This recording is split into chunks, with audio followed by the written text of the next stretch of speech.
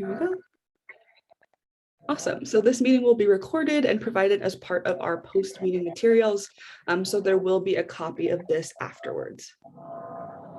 And I will turn it over to Renee John for a little welcome and introduction for you all. Thank you. Good morning. We're so happy you're all with us here today. This advisory planning, it has been a while in the process of trying to gather folks together to really understand the changes that are taking place and how we all need to adapt or adjust training programs to fit the needs of the moment and the future. And so we're excited, Valley Vision, to be partners with Los Rios Community College District in coordinating this advisory. And I want to turn it over to Kelly Gould from Sac City College, Department Chair and Professor, to say some opening words of welcome as well.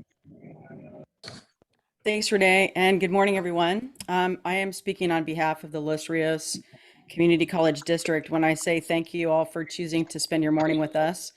I would also like to thank Renee and her team from Valley Vision for coordinating this great event today. My campus represents one of 3 colleges in the Los Rios district that offer administration of justice courses, degrees, and certificates. And so the role of our college programs is to develop and deliver academic curriculum that pertains to the study of criminal justice as a behavioral and social science. But we also have responsibilities as a career technical education program. We are charged with the responsibility of creating career pipelines so that our students can find jobs. So each year we host meetings like this one that are meant to inspire us to imagine better ways that we can serve our students. And if our approach is a good one, we will serve your interests as well. This year in particular, our agenda is filled with topics and questions that need to be unpacked. And with an impressive lineup of distinguished speakers and panelists, there will be a lot to take away afterward for sure. In addition to our guest speakers and panelists, we're excited to welcome a variety of regional stakeholders in the audience today as well.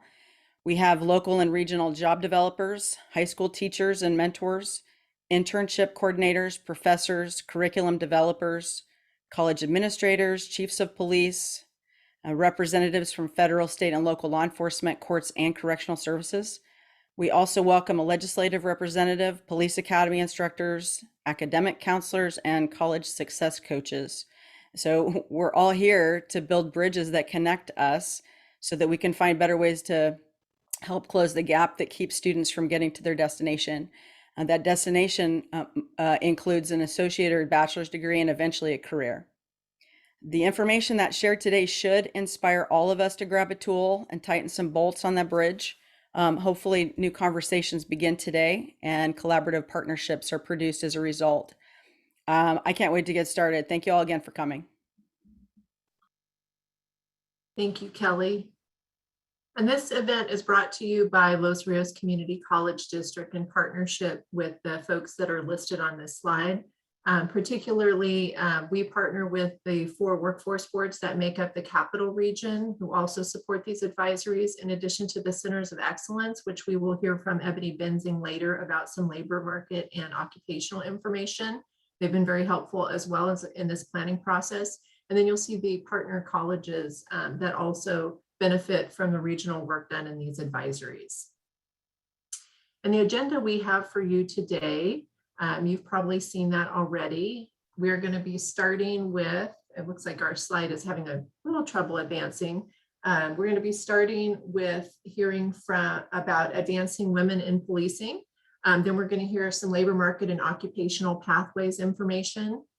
Then we will hear from legislative changes, opportunities, and implications in police officers training from the Police Officer Standards Training Academy. And then we'll have a panel and facilitated discussion and close with some final thoughts.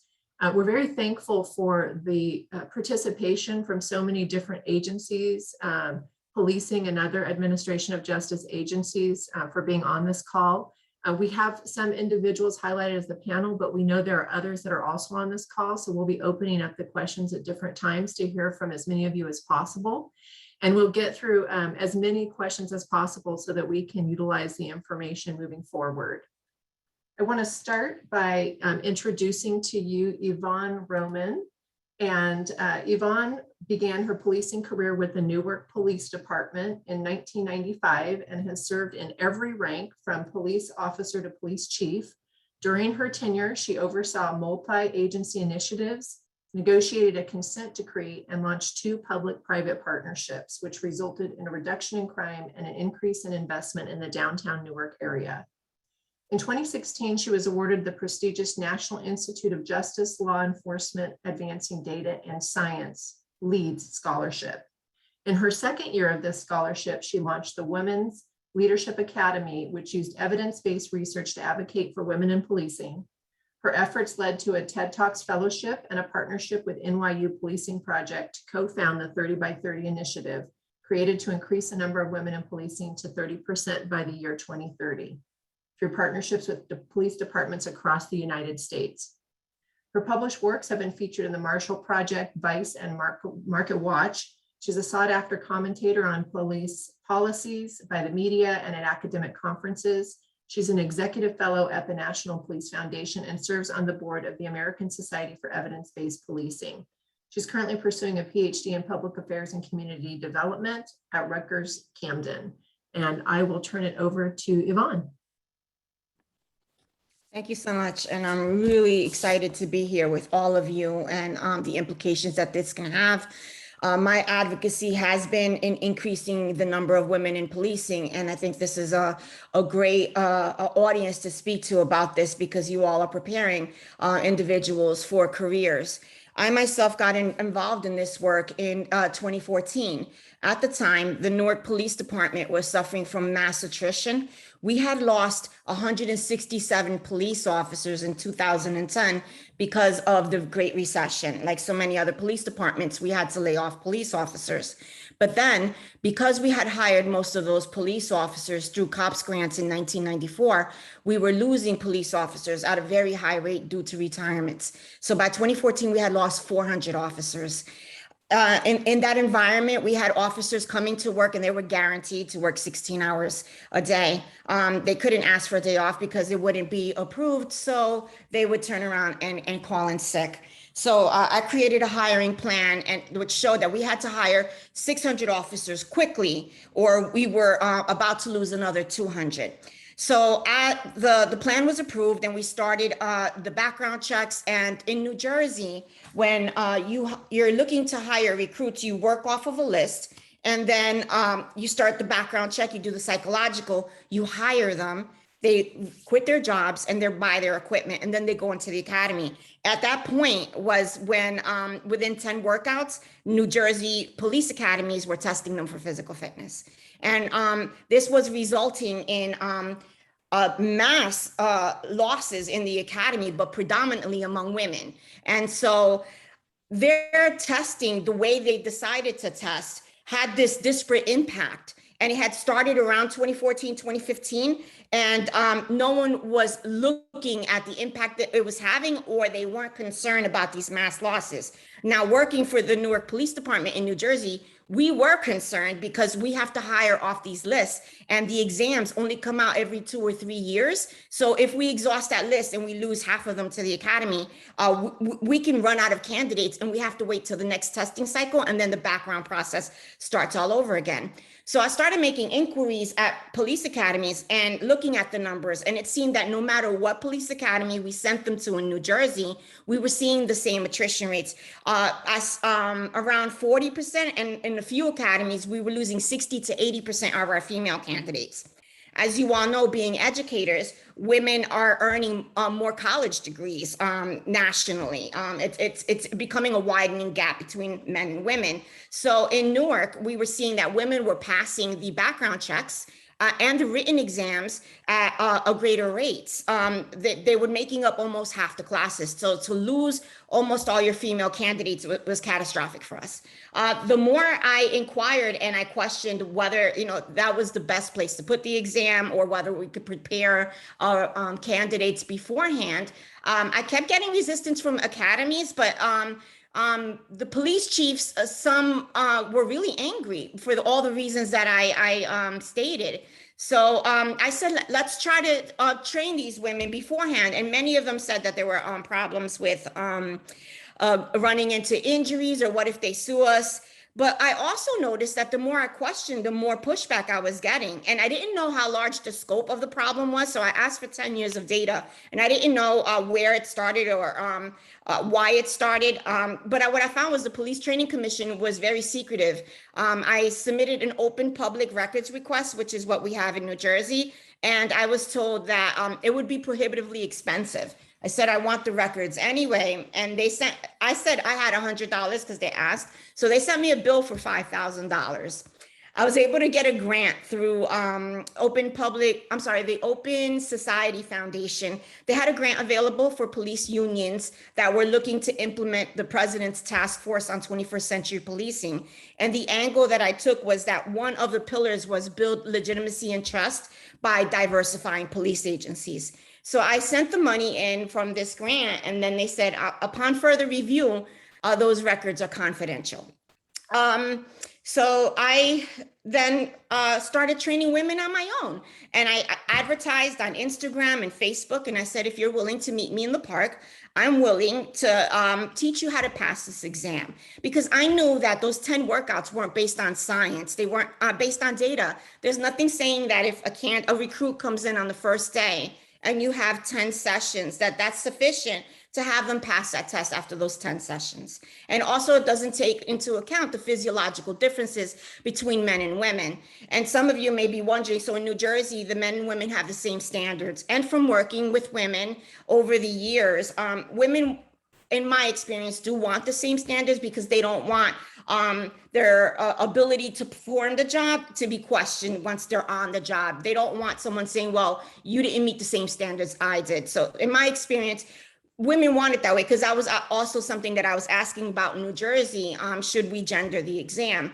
And so what I found was that within 3 months, women were passing this physical exam, the one that I was running. And for the record, I got myself qualified as a Police Training Commission physical trainer, so then I can run them through the paces. And that's exactly what I taught them, the exam in the exact same way that it was going to be presented to them.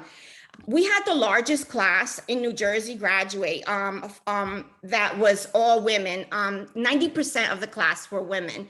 And though these police academies really resisted my efforts at training the women, once they had these fabulous results, they did hold press conferences and announce how successful they were.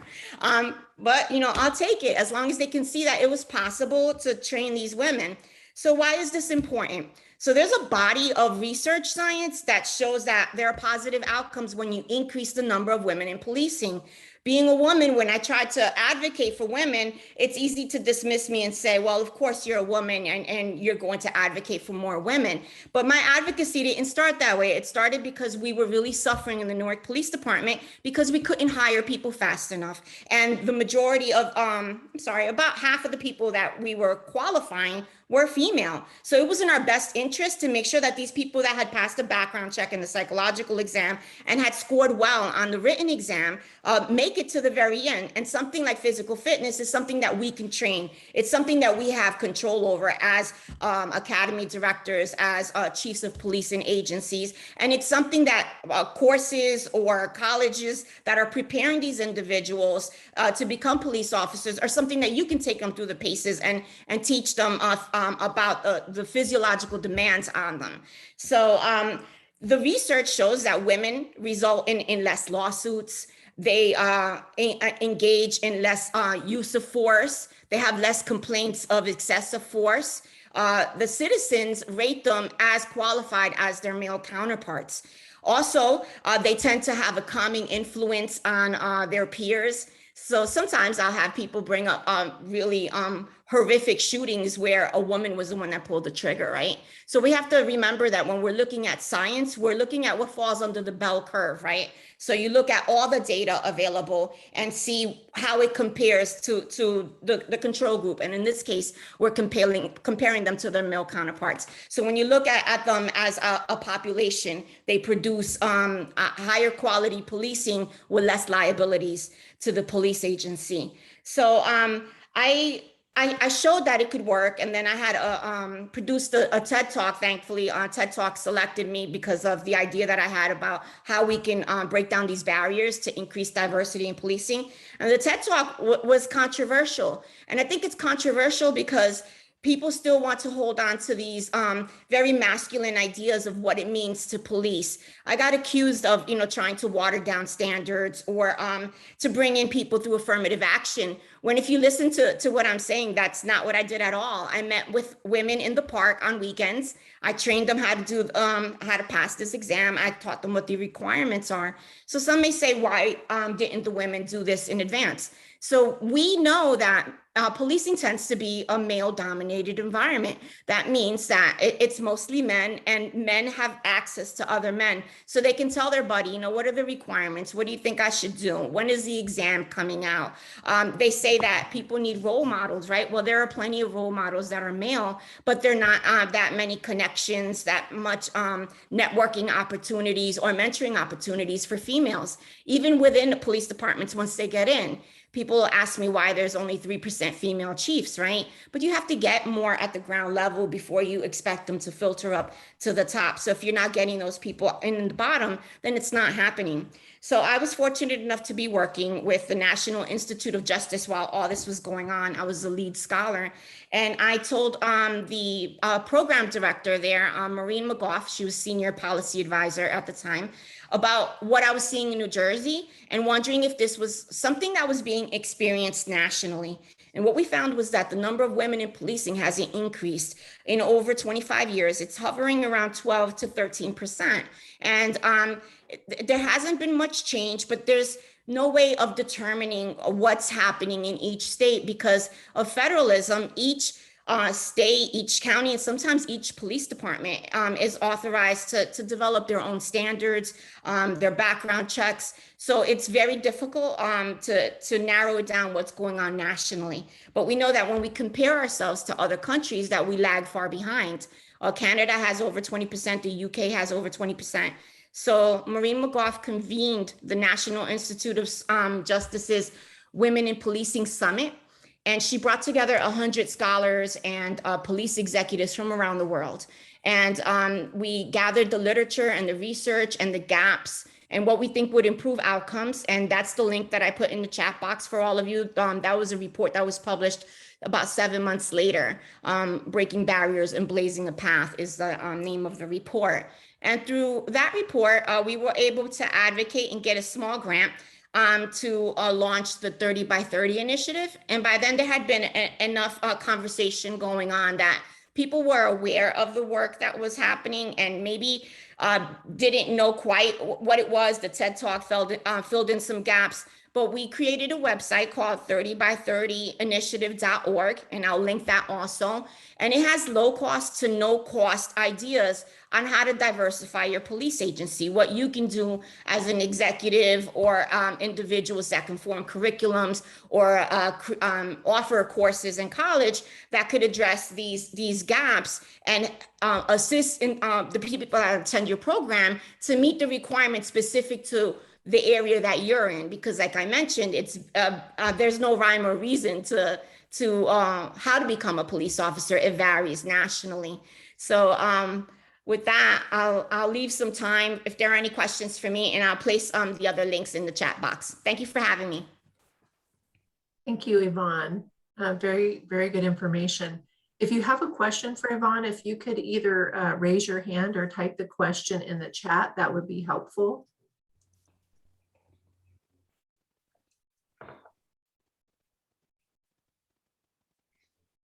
And it looks like Caitlin put your TED Talk in the chat. I did watch your TED Talk the other day. It was very inspirational.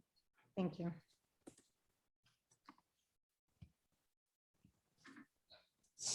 Any specific questions for Yvonne? Yeah, it's must say this is Kelly from Sacramento City College. Your notes are really relevant because what we've seen in our data is a trend, I think, on all campuses where almost 60% of our students in the AJA programs are female, 18 to 24 years old. So what you have, the work that you're doing relates to what we're doing. And I appreciate your attendance today and your great comments. Thank you so much.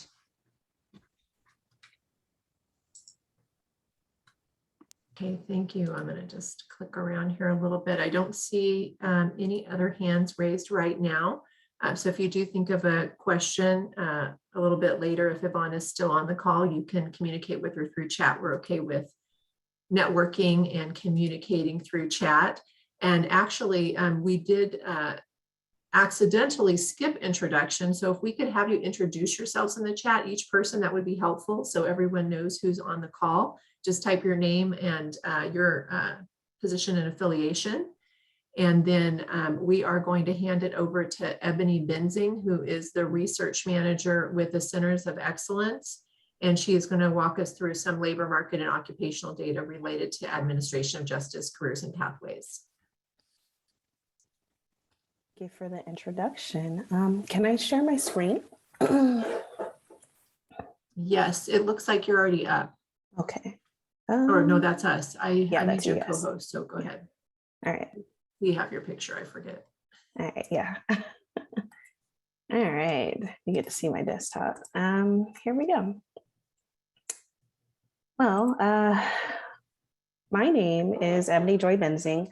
I am the research manager for the North for North Center of Excellence. So just first a little bit about what we do, the Center of Excellence. There are 9 centers throughout the state, including a statewide center. And our collective goal and mission is to support career education program development throughout California's community college systems. So the type of work we engage in is centered around workforce development. We answer questions such as, what is the employment outlook for students? What skills and credentials are needed for particular occupations? And what programs look right for investment? Today, the intent of my presentation is to provide an update to the data that I shared last October with this group. We're going to take a look at occupational demand, job postings, and the community college supply as it all relates to administration of justice programs. I'll also close with a conclusion of some sort and provide some recommendations based off of what I've seen in the data. For those of you who are curious, my presentation will, of course, be available to you later on. I also have a link at the bottom of this slide to last year's presentation. That's the wrong year. I'll change that. So first thing we're going to get into is occupational demand. We're going to take a look at what job growth looks like over the next 5 years for certain occupational groups. So for administration of justice from the COE point You of want to view, hear about jobs in law enforcement? Yes. Can you hear me? Yes, you're good. Okay. So from the COE point of view, administration of justice kind of covers 3 particular areas. There's law enforcement, corrections, and legal support. So this slide is really just a reminder of the occupations that we tend to include in each one of these categories. So as I go throughout the presentation, you're going to see me refer to these 3 primary categories with the data. So the next couple of slides are just a summary of the employment outlook for each of these job categories or job groups: law enforcement, corrections, and legal support. I'm not going to spend too much time on them because the slides will be available to you later. I'm just going to call out certain pieces. So for law enforcement, we're looking at these particular occupations. It includes police, sheriffs, dispatch, supervisors, forensic technicians, etc.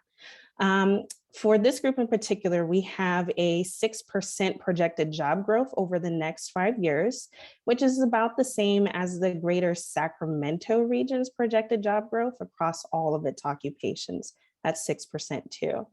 And for law enforcement also, we have an estimated 670 annual job openings each year over the next 5 years.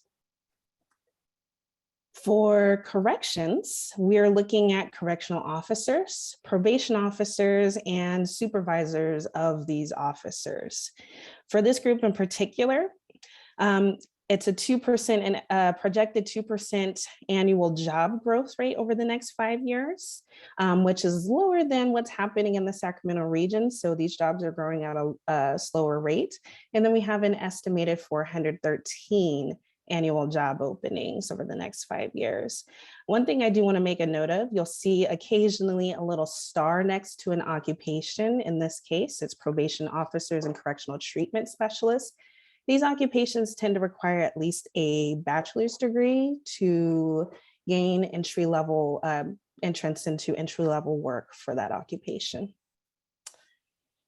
So for legal support, this includes paralegals, legal administrative assistants, court reporters, etc. Very low projected job growth at 1% over the next 5 years, but there's a decent number of annual openings at 457 job openings each year. One of the things that I looked into, but I didn't include data-wise on these slides, and I can pull more data if anyone gets curious about it, is the idea of turnover rates. Last year with the pandemic, turnover rates were really high for a lot of our occupations. Across all of the occupations in the greater Sacramento region, it averaged around 63%. However, when I looked at these occupations, administration of justice occupations, the turnover rates were lower. They were lowest for our law enforcement occupations, somewhere around like 23 to 25%. And then they were highest for our legal support occupations, around like 45% on average. Next thing we're going to get into are job postings. So the intent with job postings is just to kind of look at what was happening when employers were posting job postings online, really. We want to kind of look at the trends. I'm going to do just kind of a brief summary again here for each of the main categories. Here's a summary of the total number of job postings I was able to pull up for each groups. For law enforcement, we had 592 job openings or job postings, corrections 96, and legal support 745.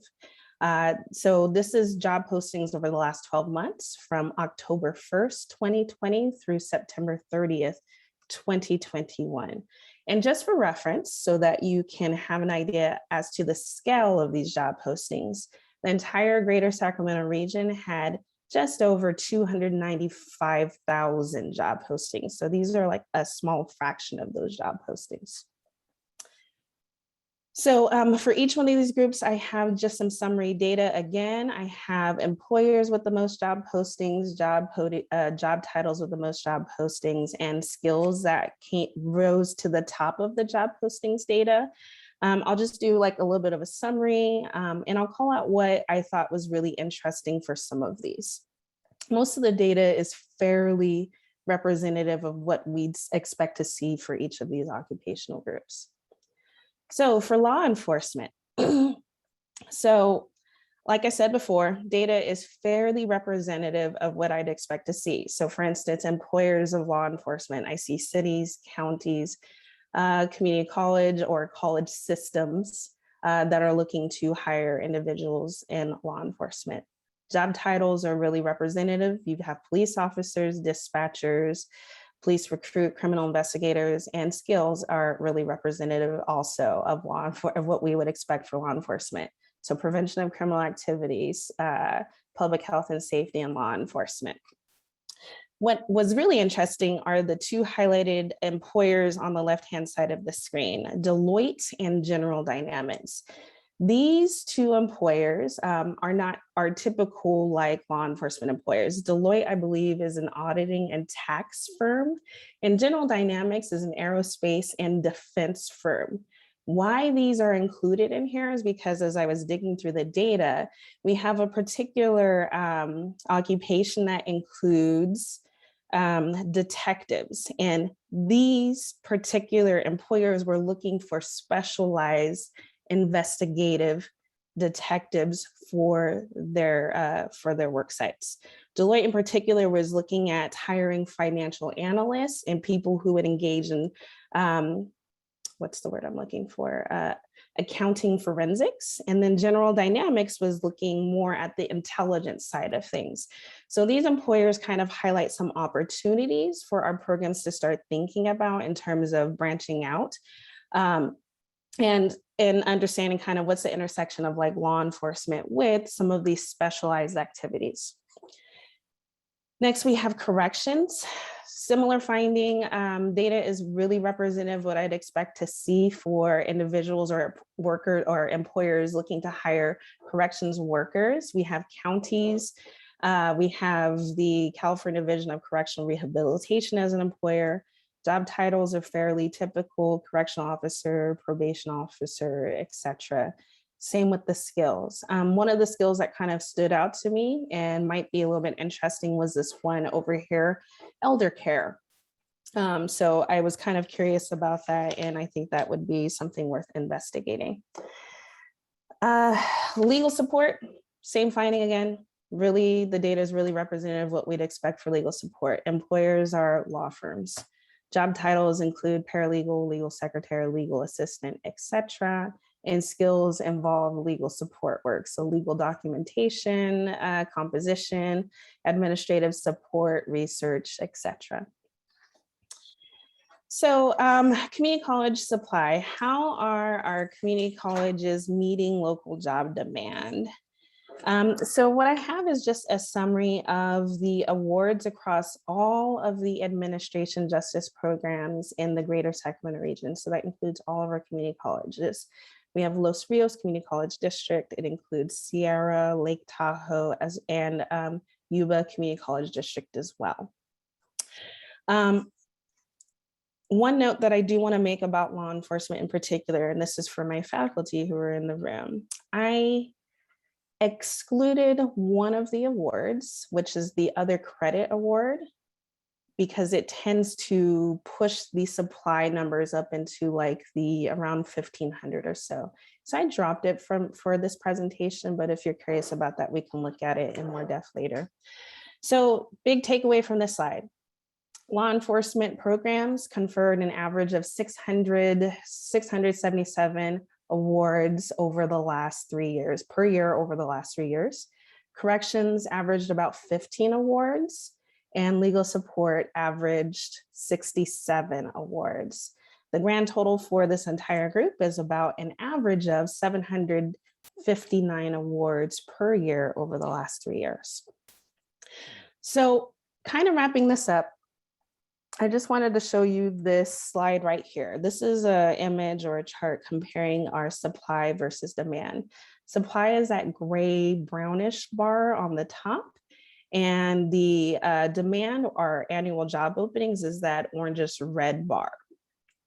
What I kind of want you to think about when you see this is oftentimes we look at this and be like, and we think, oh, we must be meeting demand. That may or may not be the case, honestly.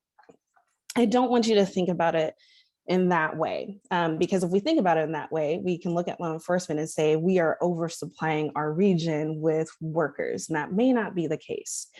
I think what this is just kind of asking us to do is get a little bit curious as to why the numbers are here. We see law enforcement has near parity in the demand and the supply, and I'm curious about why that is. That makes me start to think about, hey, are there awards in here that are more apt to, or programs in here that are more apt to lead to individuals getting this first time job in law enforcement versus programs that are most definitely doing like that skill building and the retraining and like the advancement stuff? So what are the things we should be including in here?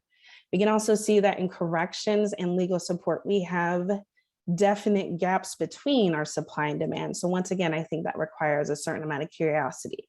Why is that? Why are those gaps there? So to wrap this up, some recommendations. I think there's a couple opportunities if we're curious and want to investigate these things, but specifically around the intersection between law enforcement and specialized investigations. And I just called out a few things here. So cybersecurity and cybercrimes, intelligence analysts, and then financial, really more along the lines of financial forensics. And I know that has to do a lot more with accounting. So I think that's some interesting cross-sector work that can be done to create new pathways. And then some of the challenges I think are there may be a gap between supply and demand and corrections and legal support. However, we need to look beyond the community colleges for the full picture to understand what's actually happening kind of outside of us, you know? And then I think we also need to consider future impacts of automation on legal support.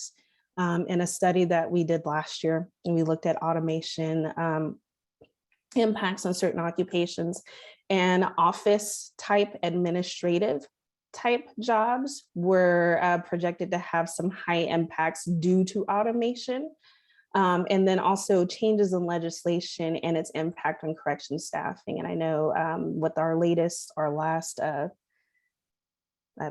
voting cycle we went through with California Prop 25 and the change in Bell, that might cause some changes to staffing patterns and corrections. So that kind of concludes my presentation. Thank you so much. Here's my contact information, and I am done. Thank you, Ebony. Great job as usual. If anyone has a question for Ebony about the data or a general question that she might be able to field or something you're curious about, please raise your hand now or drop the question in the chat.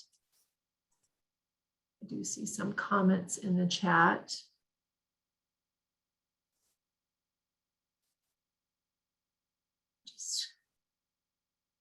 And feel free. Okay, I see a question by Ira. If you want to go ahead and unmute and ask it, Ira. Yes, good morning, everyone. Ira Ayers with Sacramento Employment and Training Agency. A lot of great information, Ebony, and I really appreciate it. As you're going through your presentation, I work what's called the strong workforce. So I'm on campus, both CRC and Sac City, working with students who are completing their program and trying to help them enter into employment. One of the challenges, and can you speak to this, or do you have any information, is the direct correlated experience that is required. So a student may leave the college with a certain degree, but a lot of times when we're engaging employers, they're looking for a certain amount of experience. And does that go into the numbers on how students are able to obtain work? Because like I said, there's a barrier sometimes where the student has the degree, but the actual employers are seeking for additional experience. And so is that considered in your data and when you're talking about students entering into specific occupations? Yeah, when I was reviewing my presentation this morning, I was kind of like, oh, I should have put something in here about experience needed from the employers. But it is something that we most often usually do look at. And it's kind of hard for me to get like just some rough estimates off of like the top of my head, but that would come from like our job postings data. I have the ability to look at the job postings and then sort them into what level of experience employers are looking for. More often than not, I would say that most of the job postings tend to fall in this 0 to 2 years of experience category, and then the 3 to 5 years experience category. Depending on the occupation, it shifts around a little bit, but that's usually where it kind of ends up. It would also be something I think that would be really interesting to kind of explore, because I mean, with SWP programs, the goal is to either retrain or to get our students who are newly entering into the workforce into a job of some kind. So like what actually needs to happen for that to take place? How do we effectively transition our students from our programs and graduating from our programs into work and stuff like that? So I think it needs a little bit more looking into. So okay. Mm-hmm. And I appreciate that. Just one quick more statement. Because I know that in the police departments, they have the recruits in those positions there. So there are some, I can see how the transition is a lot easier when you're talking about going into specifically law enforcement, the police or sheriff department. But it's when you go into some of those other occupations you identified, that's where the challenges become, more obvious. So I do appreciate that, and any information will be good. Thank you. Yeah, of course. Thank you. And it looks like Mark Slaughter has a question as well. I do. Thank you, Ebony, for the presentation and information. I work with the juvenile delinquency program in Sacramento County, and I'm with the public defender. I've noticed that the shift and the change from CDCR's Department of Juvenile Justice closing and it shifting to the local or regional facilities in each county. Do you anticipate that shift increasing a demand for the corrections component?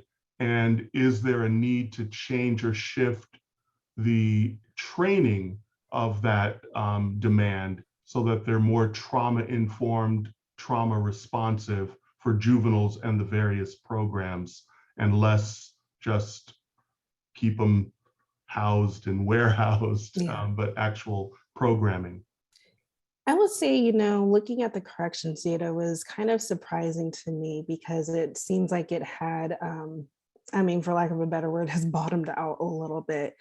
And I think part of it is due to, and kind of my data is really like backwards looking. It's looking at it's using historical trends to kind of estimate what's happening in the future. And it hasn't exactly caught up with what might be happening in like the last 3 months or so. So most of the data that we're looking at really is speaking to trends that were happening around what was happening last year, especially as COVID was impacting different employers and our workforces and stuff like that.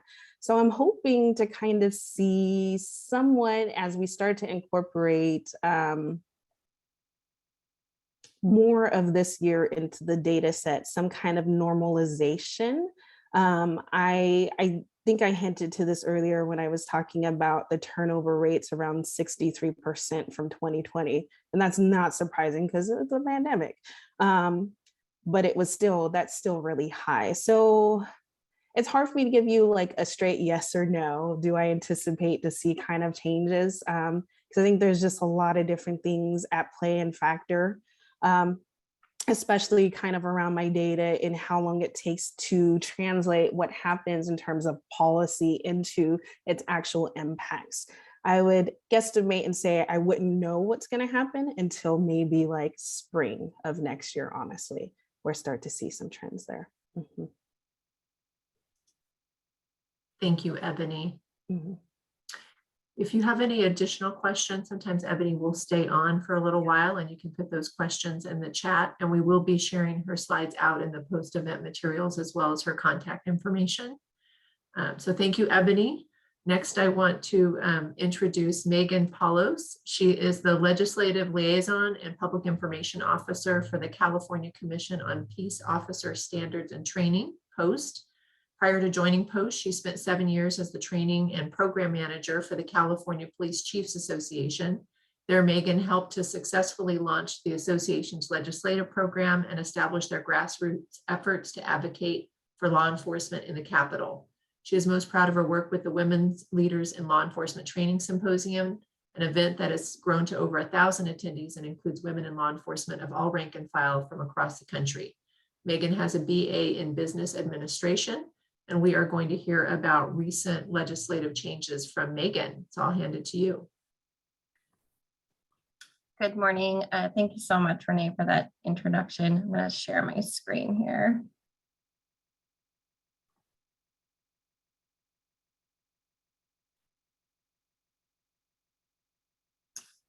Can you see my presentation there? Okay, perfect.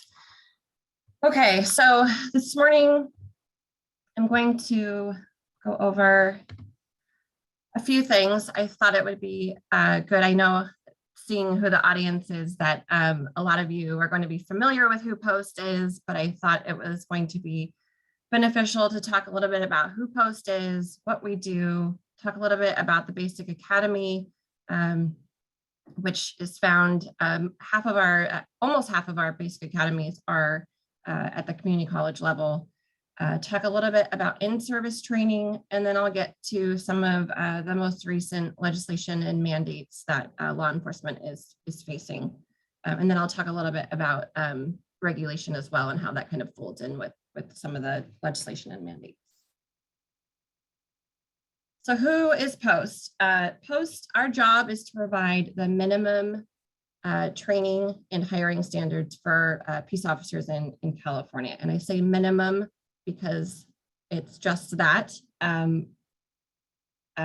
You'll hear me talk a little bit more about that and what that exactly means. POST is a voluntary and incentive-based program. There's no requirement that any agency participates in the POST program. The benefit of participating in our program is primarily financial. Agencies can receive reimbursement for training. There's also a lot of other resources provided, and most agencies are a part of the POST program. We also provide regulations and execute mandates for peace officer training. And then we have a commission of 18 commissioners. They're all appointed by the governor. A couple of them are appointed by members of the legislature. They serve 3-year terms. And if you're interested in seeing who our commissioners are, you can certainly go to our website and see all their lovely faces. Okay, so the basic training or the academy, like I said earlier, we develop the minimum training standards at that level. So the minimum training at the basic level is 664 hours.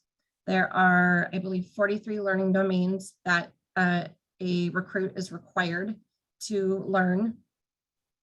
Most agencies teach above and beyond that minimum 664 hours. On average, an academy is teaching at least 900 hours. Some of them go up to 1,200 hours, depending on their needs. So academies are only required to teach those minimum standards and then can develop it to go beyond that if they so choose. For example, CHP, they're one of our largest agencies in the state. They do about 1,000 hours on average for their academy.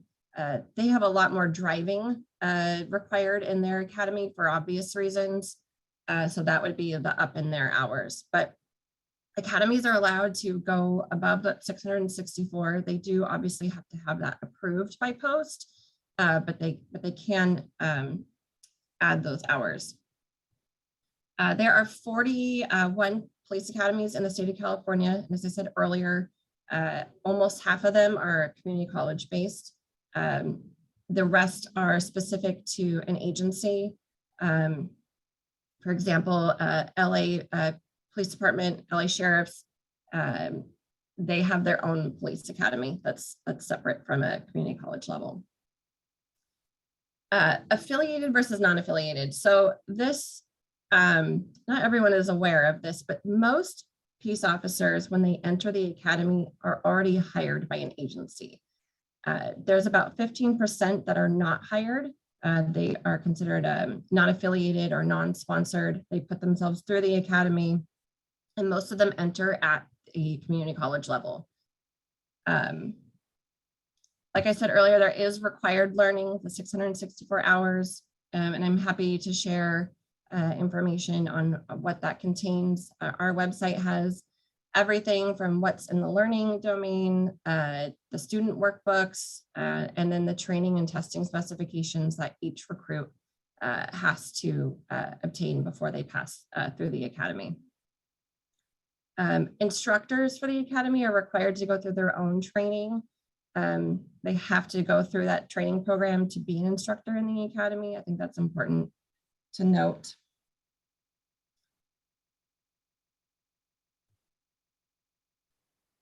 I think there's a big misnomer on that recruits go through the academy and they're automatically a peace officer. It's quite a lengthy process. It takes approximately 2 years for a peace officer to obtain their basic certificate. That first step is going through the basic academy. If they're hired on already, Immediately following the basic academy, they go through a field training program, which is a minimum of 400 hours. And then they have to pass a 2-year probation period. Include training them, but most officers don't get their basic certificate until they complete their probationary period, which is, like I said, about 2 years. Non-affiliated recruits, if they are not hired immediately out of the academy, they have 3 years to basically obtain their basic certificate, or they have to go through the academy again. And that is in regulation. Following obtaining their basic certificate, they are required to satisfy continued professional training credits through their in-service training. So every peace officer in the state of California is required to receive 24 hours of continual professional training credits every 2 years. On average, an officer receives about 90 hours every 2 years of training. It has to be post-certified training. So another thing that Post provides to agencies is certifying specific training. Post doesn't always create the training. So an agency can independently create their own training and have it certified through Post. And then the perishable skills program, it's 18 hours. It's required every year by those who are on patrol. It includes firearms, driving, strategic communications, and we just recently added use of force as a requirement for all peace officers in the state of California. So Post had about, so I made a note here, we had about 12 to 14 pieces of legislation just this year in 2021 that passed that will have some sort of effect on us. On average, I would say law enforcement has at least 30, if not more, types of legislation that we face every year, whether they pass or not. Some are minor, some are pretty major. The last, I would say the last several years, we've been faced with a lot of major legislation, a lot of significant changes to law enforcement. The first piece of legislation I really want to address that I think will probably resonate most with this group is AB 89. So this bill essentially changes the hiring standards of peace officers in the state of California. Before this bill passed, the minimum age and education requirements to become a peace officer in California was 18 and a high school diploma or a GED. Now the requirement starting January 1 will be 21. Every officer before they are appointed will have to be 21. And I say appointed because they will still be able to enter an academy prior to turning 21. But to be appointed, to be hired, you will have to be 21 years old. So I say that because of that 3-year rule I mentioned a few minutes ago. If they do enter an academy at 18, they could face that three-year threshold if they're not 21 by the time they are appointed. This bill also includes a reporting requirement. The Vice Chancellor's Office of Community Colleges is going to be required to work with Post and other various stakeholders to develop a report on potential education requirements in hiring. It's going to include a military experience, work experience, but also ultimately the goal is to develop a modern policing degree at the community college level for potential peace officers to obtain and have it be a part of an education requirement in the future. So the report is due July 1 of 2023. And then the law specifically states that Post must adopt those recommendations within 2 years of the report being released. So stay tuned for more. For now, the bigger part is the 21 at appointment.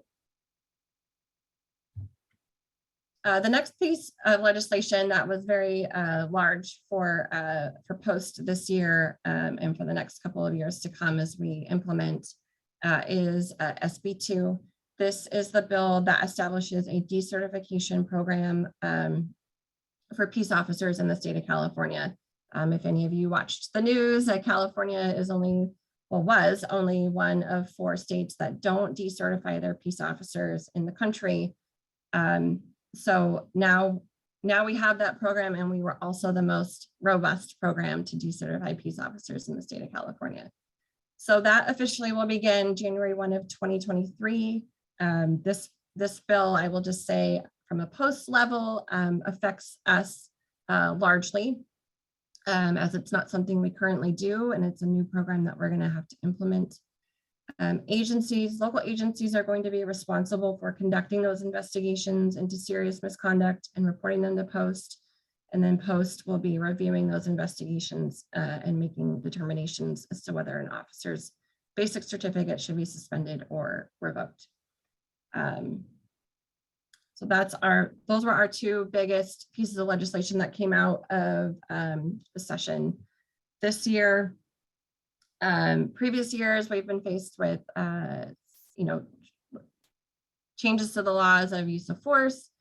And that was probably like the last significant piece. There's my contact information. I also wanted to add that Post only, our program is only for peace officers. We don't have CDCR or probation under our program. They have a separate training program and oversight agency as well. I think that's important to note.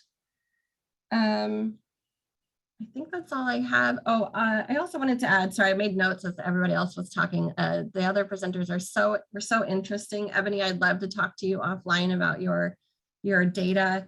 On average, about 5,000 recruits graduate from an academy in a year. So I thought that was important to share as well. But I'm happy to answer any questions. Thanks so much, Megan. So again, if you have questions for Megan, you can either enter them in the chat or you can raise your hand. It looks like Kelly has a question, so we'll start with that. Hi, Megan. Thanks for the presentation. We were anticipating your conversation about SB 89, and I'm curious if in the summer of 23, that report is going to have recommendations about learning outcomes for that modern policing degree. Is it going to have topics and things like that in detail, or are we? I'll leave it at that.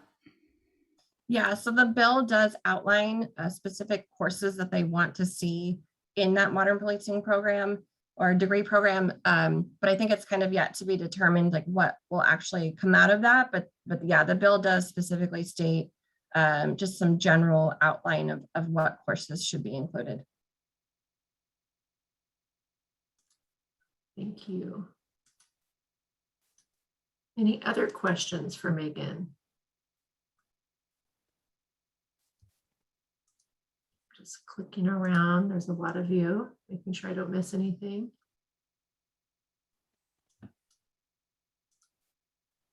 All right. Going once, going twice. Okay, well, thank you so much, Megan. Somebody may think of a question later, and we appreciate you sharing your contact information. We'll be taking all of the PowerPoint slides and creating one master presentation that will be shared out in the post-event materials, so you all can look forward to receiving that.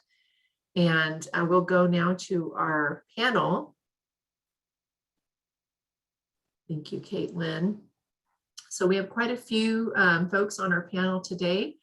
We have Mark Slaughter, supervising attorney from the Sacramento County Office of the Public Defender. We have Josh Rosen, recruiter, California Department of Justice, Division of Law Enforcement. We have Daniel Rodriguez, special agent of the Federal Bureau of Investigation. We have Lieutenant Zachary Bales, outreach and engagement of Sacramento Police Department. And in addition, we have Sergeant John Sams, background investigator, California Department of Corrections and Rehabilitation. We have Chandra King, Deputy Probation Officer from the Sacramento County Probation Department. We have Dr. Ernest Uwazi, Chair and Professor of the Division of Criminal Justice at CSU Sacramento. And we have Craig Compton, Assistant Dean of Career Services at UC Davis School of Law. So I want to thank all of you for being here today. And I think there are some additional administration of justice, employer representatives, and also individuals who both work in the field and also are adjunct faculty that are on the call. So I want to recognize all of you as well and encourage you to be a part of the conversation. And we'll just start off with the first question that we have. And what I'm going to do is ask you to provide a brief overview of your agency or organization, your role, and the types of entry-level positions that you hire for. I'm going to start with our agency representatives, and then I'll have a similar type of question for Dr. Uwazi and Craig from UC Davis. So Chandra King, if I can start with you, can you provide a brief overview of your agency, your role, and the types of entry-level positions that you hire for?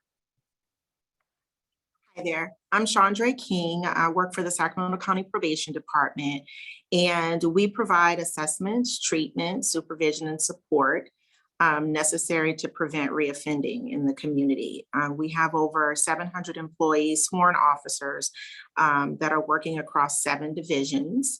And we're providing support to the Sacramento Superior Court, supervision of adult and juvenile I don't want to say offenders, but juvenile clients in the community, and operating the youth detention facility. Currently, I work in the Division of Professional Standards. I'm in the Communications Unit, and we are responsible for basically supporting the Office of the Chief. I'm responsible for actually upkeeping our department's social media. And I've currently just taken on the role of intern coordinator and recruiting for the department. So currently we're hiring for the on-call probation aide position, which is an entry-level position and the best way to get your foot in the door. We periodically have job postings for the assistant deputy probation officer position, which is a permanent position.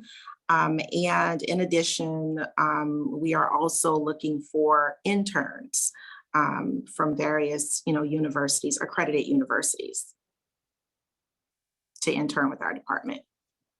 Thanks so much. Appreciate that. Mark Slaughter will ask you the same question. If you could give us a brief overview of your agency, your role, and the types of entry-level positions you're hiring for. Absolutely. Thank you for having me join this distinguished panel. I work with the Sacramento County Public Defender's Office. Our primary entry level is obviously attorneys, but we do have an investigative staff as well as a legal support staff, which has entry-level positions. The entry-level positions for the legal secretaries and legal office assistants primarily focus on work related to either financial spreadsheets, working through some of our grant programs as we shift from majority county funding to funding through grant programs. So that's a Herculean task to maintain a lot of that grant funding and organize it and make sure that the accounts are doing well. And also in the investigative end, we have investigative assistants, which is an entry level that does not require prior law enforcement experience as our investigation positions do. The investigations position does require community college courses, or you can swap that out for experience. We tend to get a lot of detectives who have had a long career, they've gotten to their retirement, and this is their sunset gig. And they work with our agency doing investigation for trials, tracking down witnesses, interviewing the witnesses, investigating crime scenes, And that's something that the investigative assistant also works with, but just not on the more complex cases like homicides and sex offenses. We're currently in a state of flux as our chief public defender just left last week. And we're searching for a new public defender. Once that happens and that search is completed, I anticipate that we should have job openings in both the support as well as investigation. I think we currently have investigation positions available, but we do not in the support area. We desperately need support though. So I'm hopeful that once that job search for our chief is concluded, that we'll start hiring again in the legal support area. Thank you. Thank you so much. I'm going to ask the same question to Josh Rosen from Department of Justice. If you could talk about your role within the agency and the types of entry-level positions you're hiring for. Good morning, everyone. I am Josh Rosen. My agency is the Department of Justice, California's Department of Justice. And specifically, I'm the lead recruiter for our Division of Law Enforcement, although I do support other divisions when they need help. Some of our entry-level positions that I think are the most relevant are our crime analyst role. We hire crime analyst ones. That's someone who is basically learning some of the same things that our municipal law enforcement agencies do, like some techs, some of their technicians. They only require 60 units for that entry level. They don't even require the completion of an AA. So someone with 60 units does qualify for that role. For people who are more specialized, we have criminalist roles. That's more in the field of science. That does require a bachelor degree in a forensic science. Special agent trainees, people qualify for that with a 4-year degree. So that's the law enforcement officers of our Division of Law Enforcement are special agents. They are basically detectives. I know someone earlier was talking about kind of investigative roles and the private sector. Special agents perform those duties, but for state law and towards whichever bureau they're working for, whatever investigations they're working. In terms of like administrative, more support roles, we also have office technician, professional staff, staff services analyst. That's a common entry-level state classification. Those folks just require a 4-year degree from an accredited college or university. And one will also carry the theme that we also, our legal support staff are also always hiring. So I know paralegals, DOJ is also one of the largest legal firms in California. So yeah, we're always hiring paralegals and other legal support folks. So someone made a really good point earlier about people with professional experience. And I think it's important to note that as a state agency, all of our applications, all of our candidates compete by merit. So although we do have situations where, for example, a special agent trainee, where a 4-year degree is all you need to qualify for the position to apply, we also have federal partners who have agents that are retiring that apply through the special agent trainee role in lieu of going through posts and getting a course waiver. And we also have probation and corrections officers who are using that as a springboard to getting their basic post and starting a law enforcement career under a different penal code, post code, I should say. So it is important to note that although we do have these entry-level positions, it's almost impossible to predict what that applicant pool is going to look like when they're competing. Although we always encourage every candidate to apply, and it just sort of, sometimes the candidate pool, we do hire entry-level folks all the time. So thank you. Thank you very much. Appreciate it. Daniel Rodriguez from FBI, the same question to you, if you can tell us about your role and the entry-level positions that you hire for. Excellent. Good morning, everyone. So I am the recruiter and the applicant coordinator for the Sacramento division of the FBI. My main role is to fill our special agents and our professional staff. A lot of times people have this perception that we are very heavy with law enforcement officers or our special agent roles. In fact, it's quite the opposite. In terms of our workforce, about 1/3 is special agents or law enforcement, and then 2/3 are professional staff. With regards to entry-level positions, two of the programs that I have some oversight over are the Honors Internship Program, which our internship window is closing on Sunday, the 17th, and then our Collegiate Hiring Initiative, in which we look to hire graduating seniors from college into entry-level positions, those being, for example, our computer scientists, data analysts, electronics technicians, IT specialists, or our more basic OST, which is our operational services technician as well. When it comes to special agents, that's more established working professionals who want to make a switch into law enforcement because there is, work experience requirements, age requirements, that sort of thing there. So we are constantly hiring. All our positions are available at fbijobs.gov. Every application that is submitted goes to our website. It's initially screened. And then once the initial requirements are met, then that's when I get to see them as an applicant coordinator at that point in time. So any questions that you may have, I'm more than happy to answer them.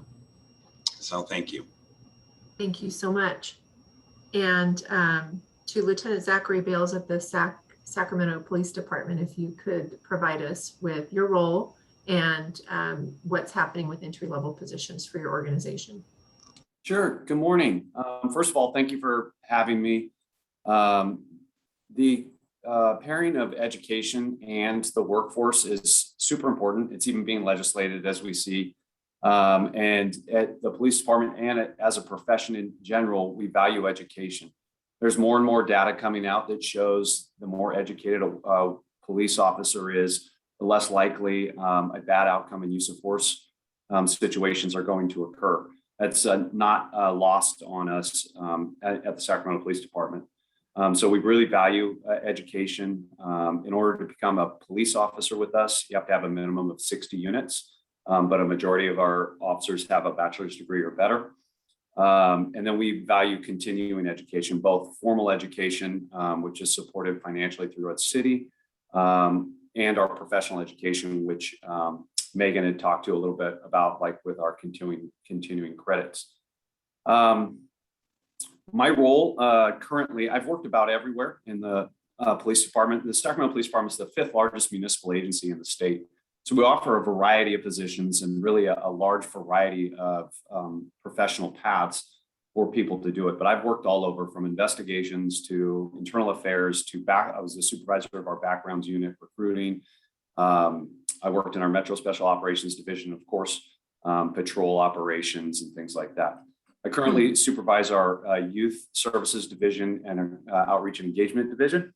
But I had just come from training, which is near and dear to my heart. And some of Ebony's presentation really struck home with the supply and demand. And just anecdotally, when I was involved in recruiting about 10 years ago, we were taking in about 10,000 applications a year. This year to date, we're just over 1,000. We are feeling the squeeze along with the rest of employers throughout the region and the country, looking for people to employ, but specifically in law enforcement, we're definitely feeling that squeeze altogether. Compounded with that, for at least the position of police officer, is the training requirements. And as Megan had pointed out from Post, it's really a long process. It's 2 years really from the date that they start an academy to when they could potentially be a full-fledged employee. And that doesn't really take into account that on average throughout the state, there's about a 25% attrition rate in academies overall.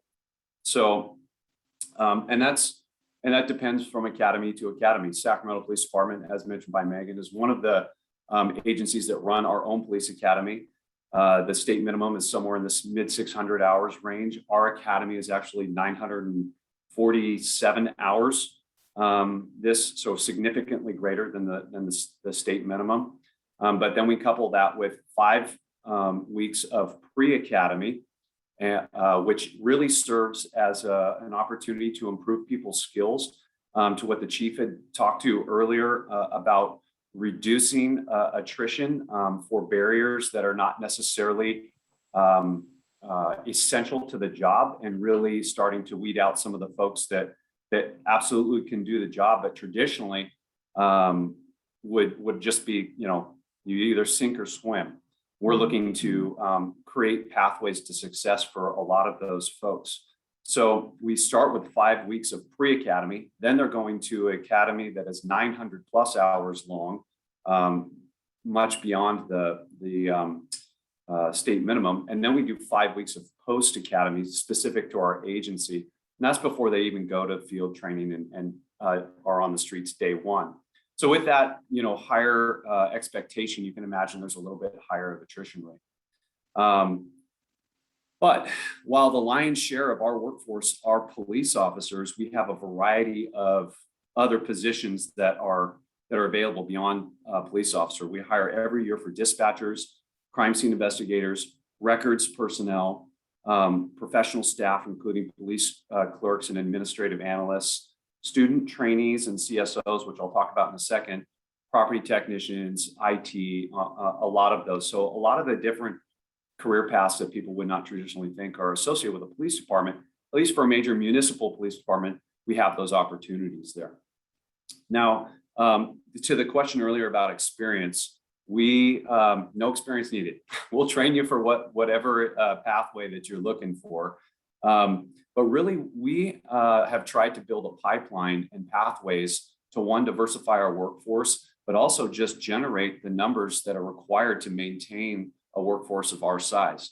So to come alongside students, we have opened up a couple of positions that we really are hoping that will take off. And so far, they've been pretty popular. The first is student trainee, in which obviously students at the college level can work, and we work around their schedule, and they work in a variety of capacities throughout the police department in order to see the different roles that are available. And that's what we're trying to say. Hey, just because you work for the Sacramento Police Department doesn't mean that your path is police officer. Maybe it is, maybe it's not, but there's a lot of variety in career paths.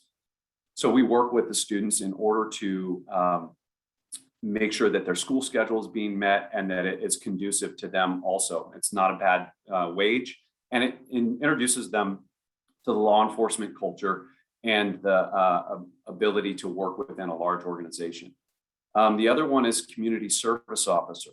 So this community service officer is a non-sworn position, but designed for those folks who are students also seeking their degree, but do want to become police officers. So they attend a shortened, abbreviated academy specifically for community service officers, but really geared to get them on the path towards police officer. But again, once they start working in the capacity of community service officer, which is a lot of like taking reports and responding to car accidents and things like that, anything that's really not going to be any sort of confrontation, we encourage them to continue their path and graduate with their degree, and then we put them into the full police academy.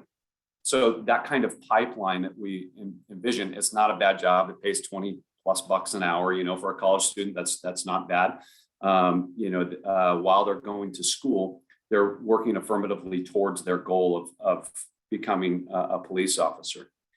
And one step before the college level, and I really appreciate all the educators on here, and we'll probably talk about this later, Renee, I imagine, in looking about the experience or the critical skills that we're looking for academia to help us in the workforce. But I hope that today helps inform curriculum builds so that the students can come into our environment and really feel successful and feel confident in the skills that they've acquired through their education that'll help them progress there. Thank you. And we will absolutely be getting to skills. I appreciate that. Sergeant John Sams, can you tell us about the CDCR and what entry-level positions you hire for? Absolutely. Thank you for having me today. This has been super informative, so I'm proud to be part of the group. So I do work for the California Department of Corrections and Rehabilitation. My specific role is a background investigator. I conduct full background investigations on individuals that are attaining entry-level peace officer position. I primarily did, this is a non-sworn, kind of like we were talking about earlier, we are not affiliated with the post. We have our own curriculum. So our minimum qualifications is you need to be at least 20 years old, 21 at time of appointment, no felonies, able to possess and own a firearm. You're a US citizen, or at least have been going through the application for naturalization. You have either a high school diploma or GED. So that is like the entry level position. And we're hiring currently for about 1,500 annually. And with my knowledge base and with the historical data, that takes upward in the ballpark of about initially almost 40,000 applicants to get the total number of 1,500 at the end of the day, when we go through all the different components of the written component, the physical component, the background investigation, psychological screening, and whatnot. So we're feeling the squeezes as well there, Lieutenant Bales. So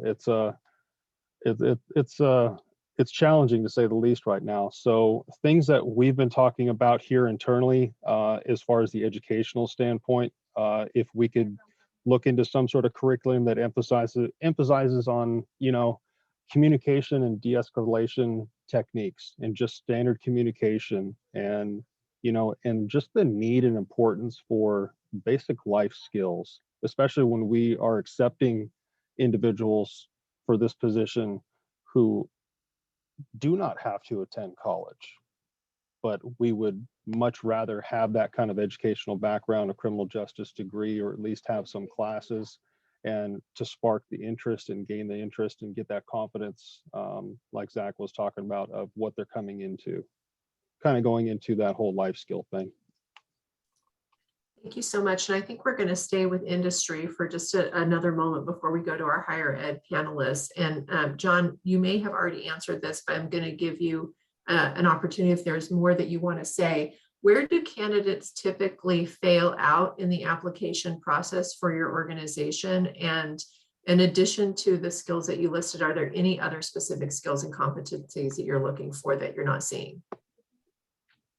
I mean, yeah, we could talk a long time about things that we're looking for and not seeing. I mean, there's, like I said, that's a rabbit hole that would require a lot of conversation. But I mean, emotional maturity, stability, good judgment, just an overall neat appearance, dependability. The communication is first and foremost.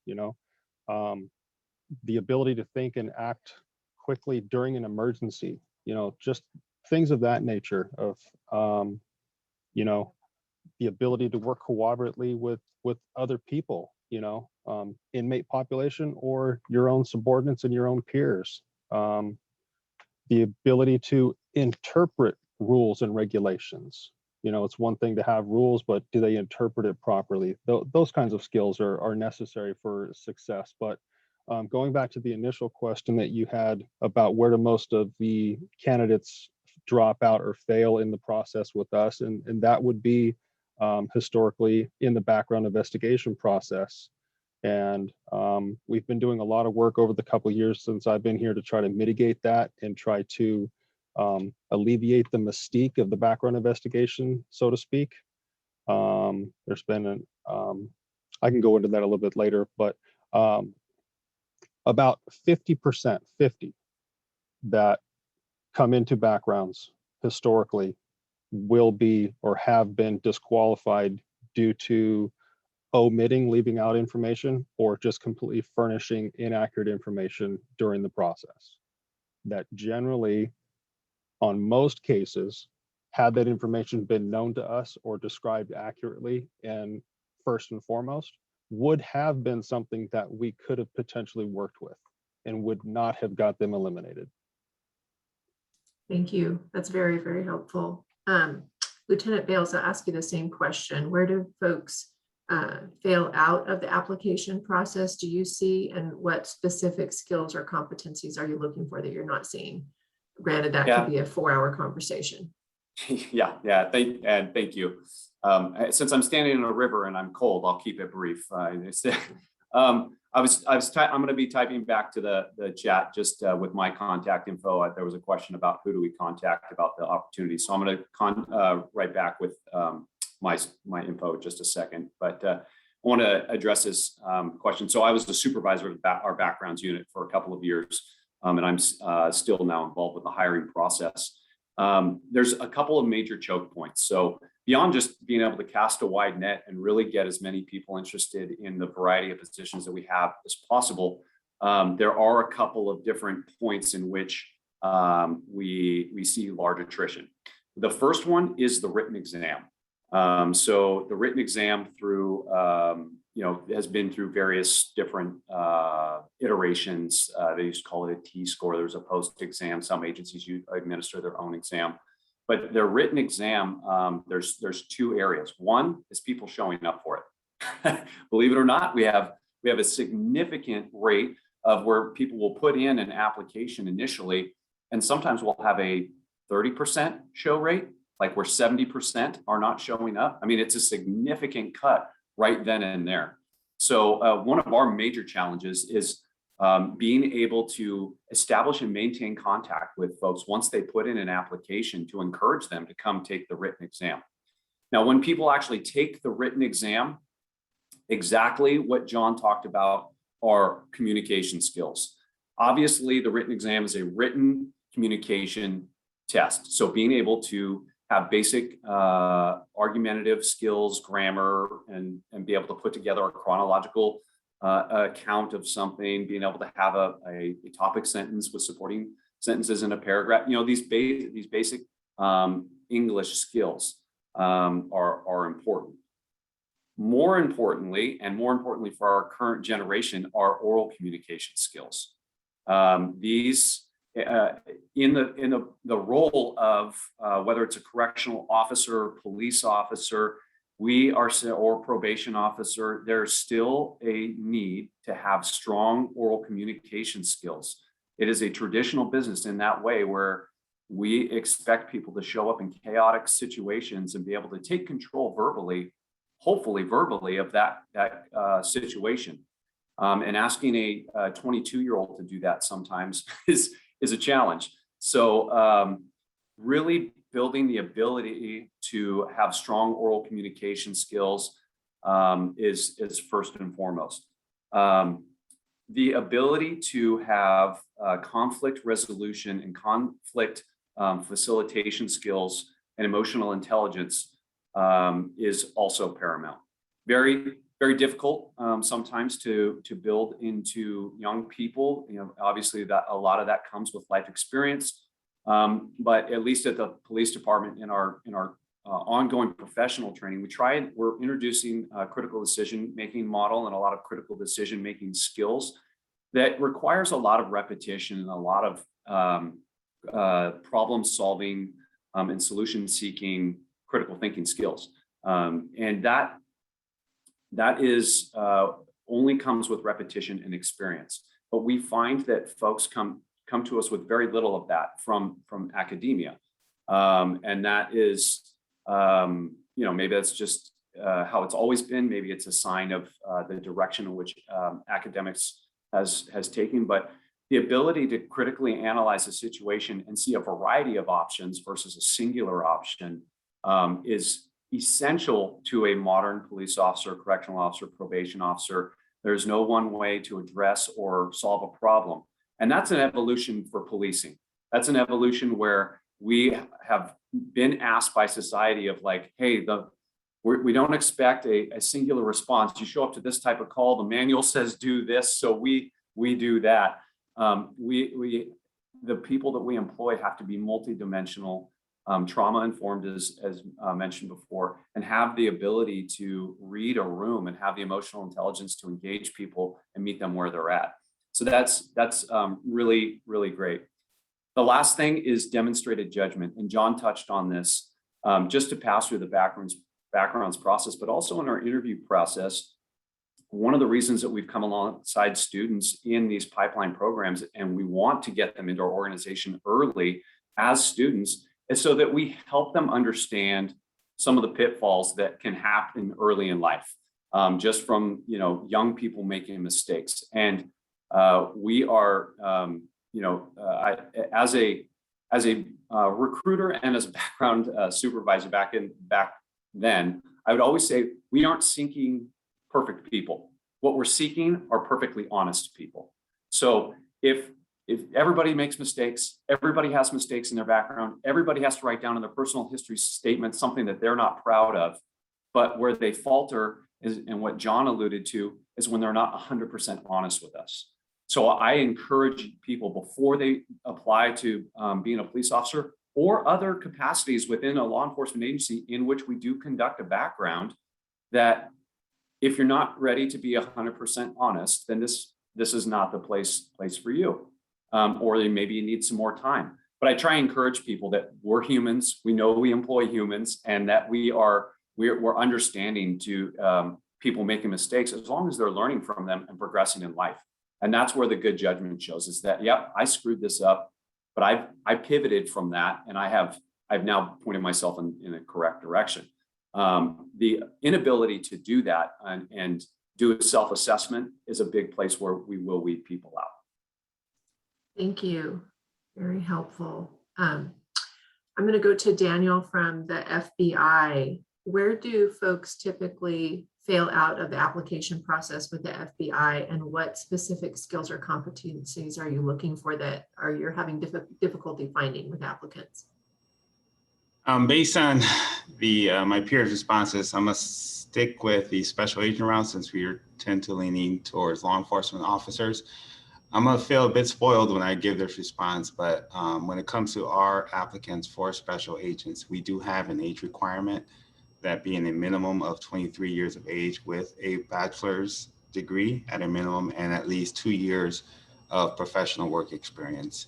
Having said that, the average age of a new agent graduating the academy is roughly 30 to 31 years of age. So you're looking at individuals who are already established professionals in the workforce from whatever professional discipline they're coming to us from. So whether they were engineers, teachers, scientists, police officers, former military, they're coming from all those backgrounds, already having gone through those difficult times, been in tough situations where they've had to make decisions, where they've had to lead.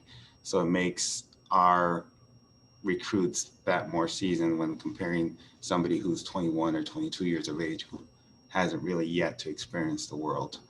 So that makes our recruits easier to train once we get them to the academy, because they've gone through, they've had their bachelor's, and maybe more than likely they have their graduate degree, whether that's a JD or a master's or something to that effect.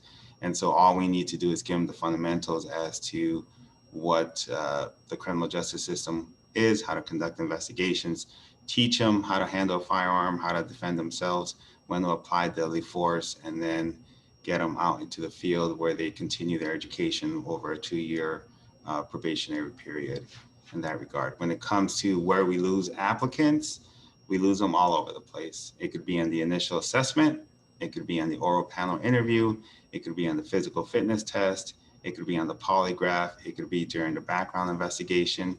It's just a smattering of applicants that we lose all across the board. As I was mentioned earlier, one of the easiest ways that you can get through it is to simply be honest. Sometimes people have a hard time admitting their flaws and their prior mistakes, and so they tend to omit, what they perceive to be some sort of small amount of information.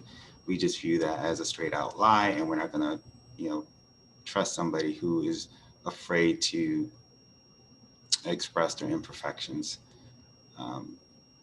in that regard there. But when it comes to applicants with regards to our special agents, out of all the applications that we receive, we're roughly getting 4 to 5% that make it all the way through and graduate the academy. So it's quite of filtering that we have to go through. And when you think about the fact that we're getting already established professionals in the workforce, it's even more shocking that we lose that many along the application process. Thank you. Thanks very much. Josh from Department of Justice, can you tell us what happens through your application process and where folks fail out and what skills and competencies you're looking for that you have difficulty finding? Sure. I think for the most part, for the entry level folks that are coming over, the biggest skill gap is, and like Daniel, we're looking for investigative skills. So I think one of the things when I think of, and I look at almost every application that comes into our department, we have an issue where candidates don't necessarily align their current occupations with the skill sets we're looking for.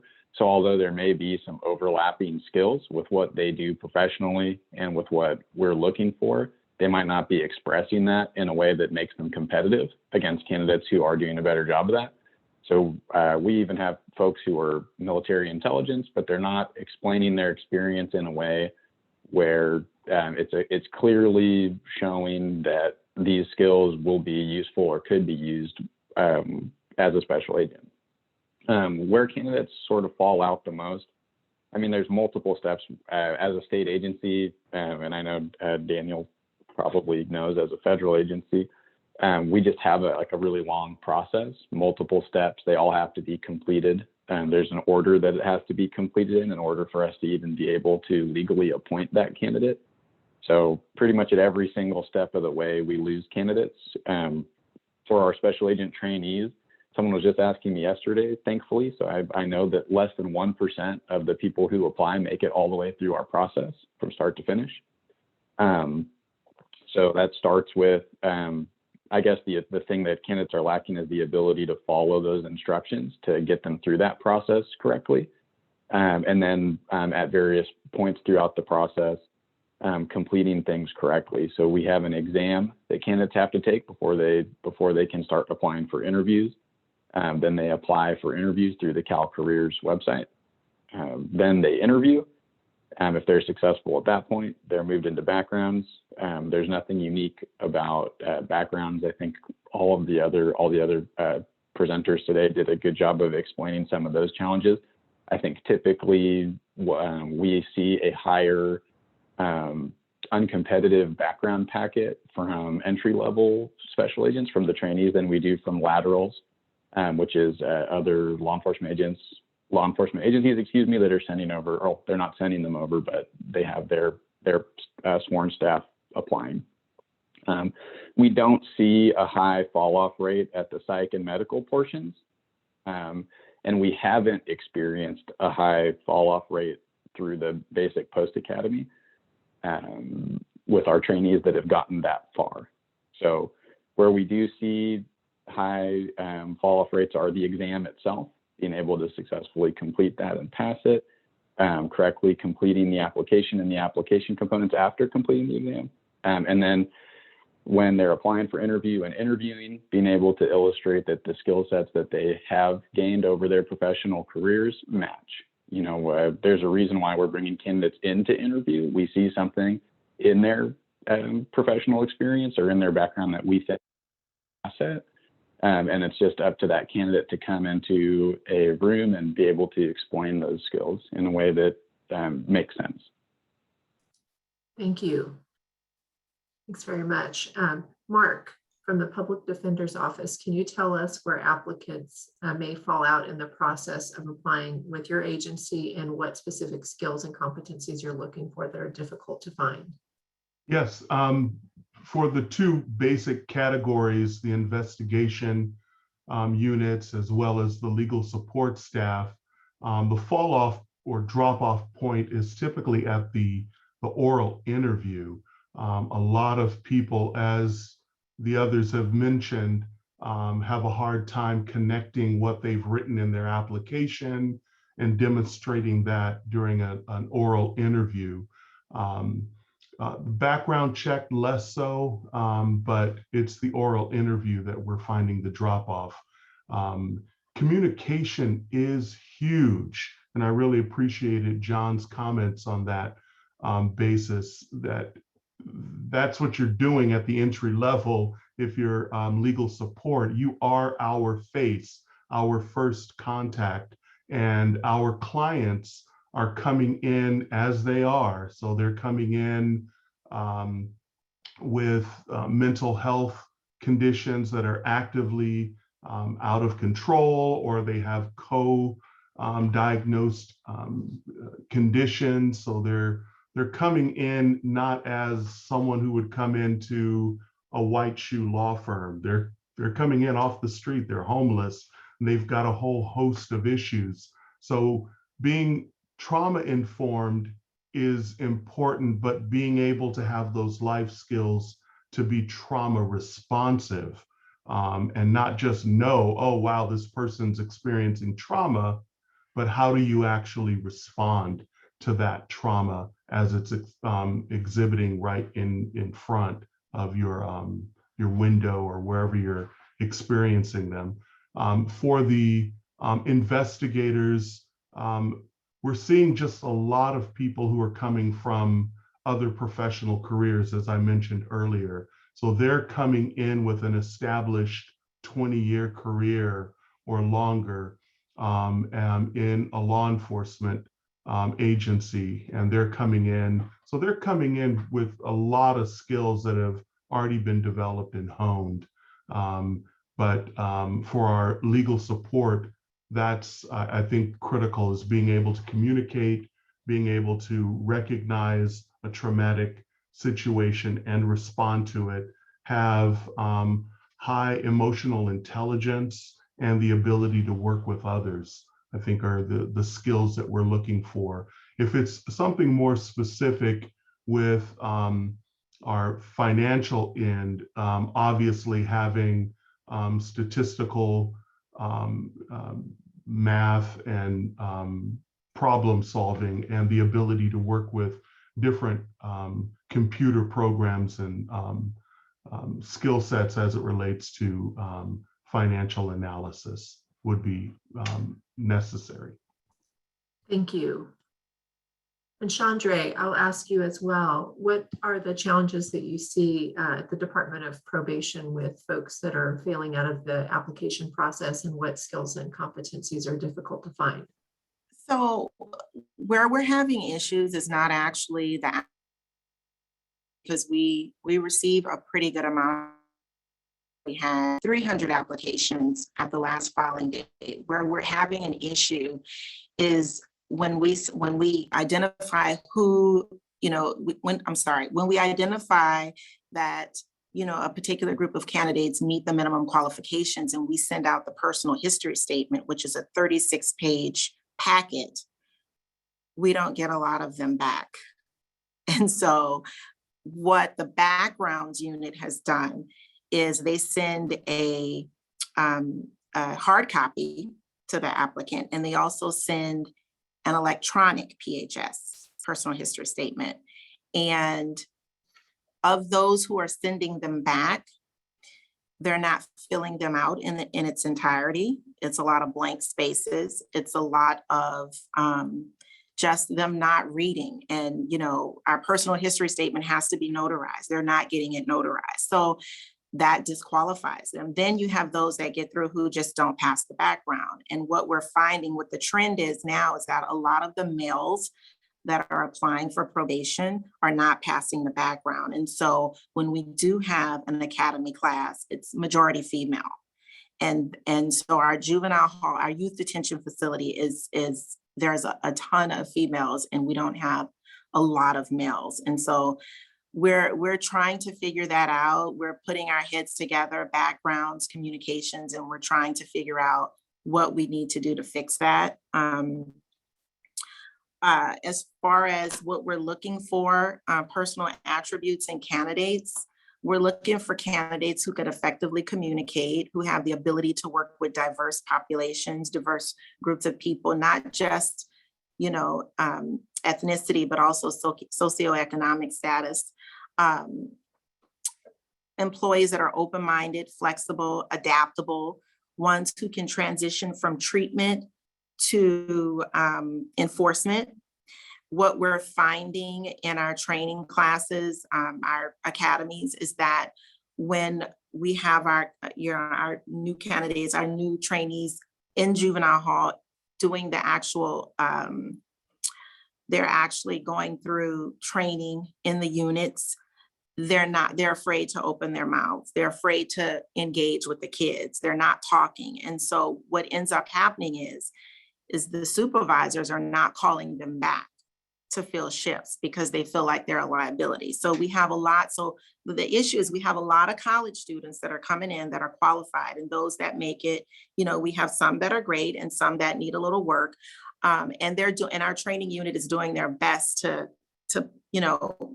pull people through and get them up to speed. But the issue really is the communication.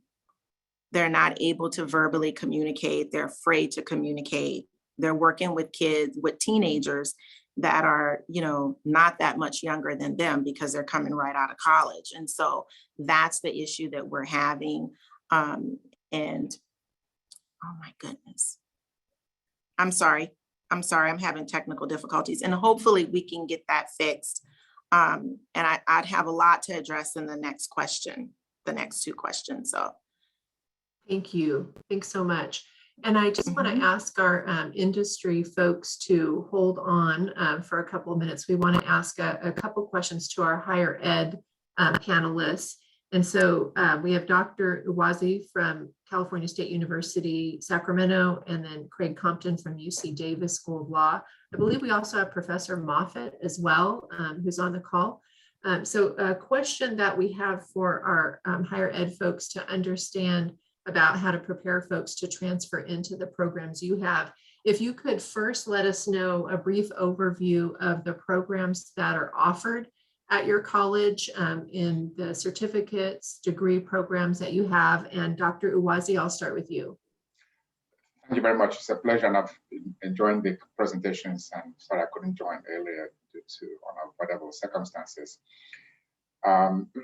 The Division of Criminal Justice at California State University, Sacramento, or Sac State, is the second largest criminal justice program in the country, and second largest major in our division, with about 1,800 majors and maybe 400 or 500 expressed interest. We have our bachelor's and master's degree, programs, and like I've heard from the other presenters from the industry, it's interesting to see that we're all thinking alike.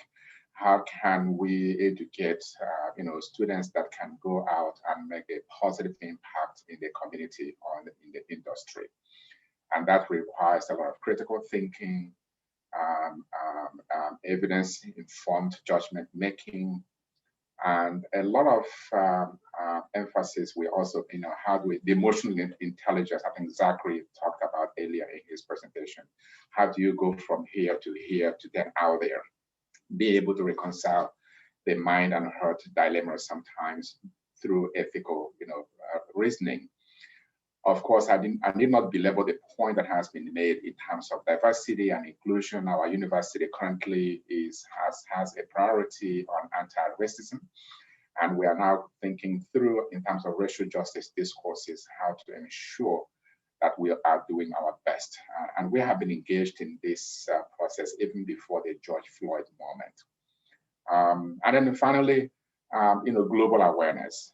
We realize the importance of being aware of our environment, our comfort zones, which also helps in terms of promoting one's capacity or competency in dealing with differences of one form or the other.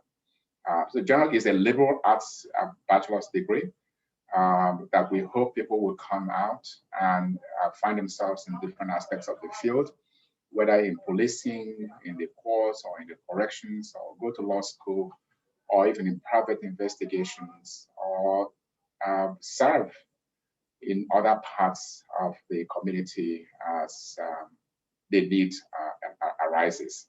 And then finally, For now, discretion is oftentimes what we emphasize, that at the end of the day, we tell the students who may they graduate that nobody has given them a manual on all the possibilities out there that they could face when they're out in the field. But being mindful that probably 80 to 90% of what they'll be facing will be relying on their discretion. So we'll talk about discretionary justice. And that kind of ties in again, critical thinking, evidence-based decision-making, and ethical reasoning. So I'll stop there for now. Thank you. Thank you. And I'll ask the same question of Craig, the programs and certificates that are offered and degrees at UC Davis, and then also following up on what Dr. Uwazi shared, if there are any particular skills or competencies that would be helpful for you to be seeing coming out of the community college for transfer students.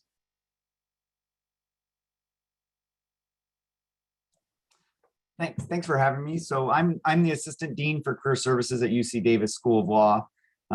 So there is an intermediate step before coming from the junior college, but I've been in this role for 10 years. Before that, I practiced for 10 years in patent litigation, but in addition to that role at my law firm, I also volunteered as a criminal defense attorney for a couple of years and handled a number of matters.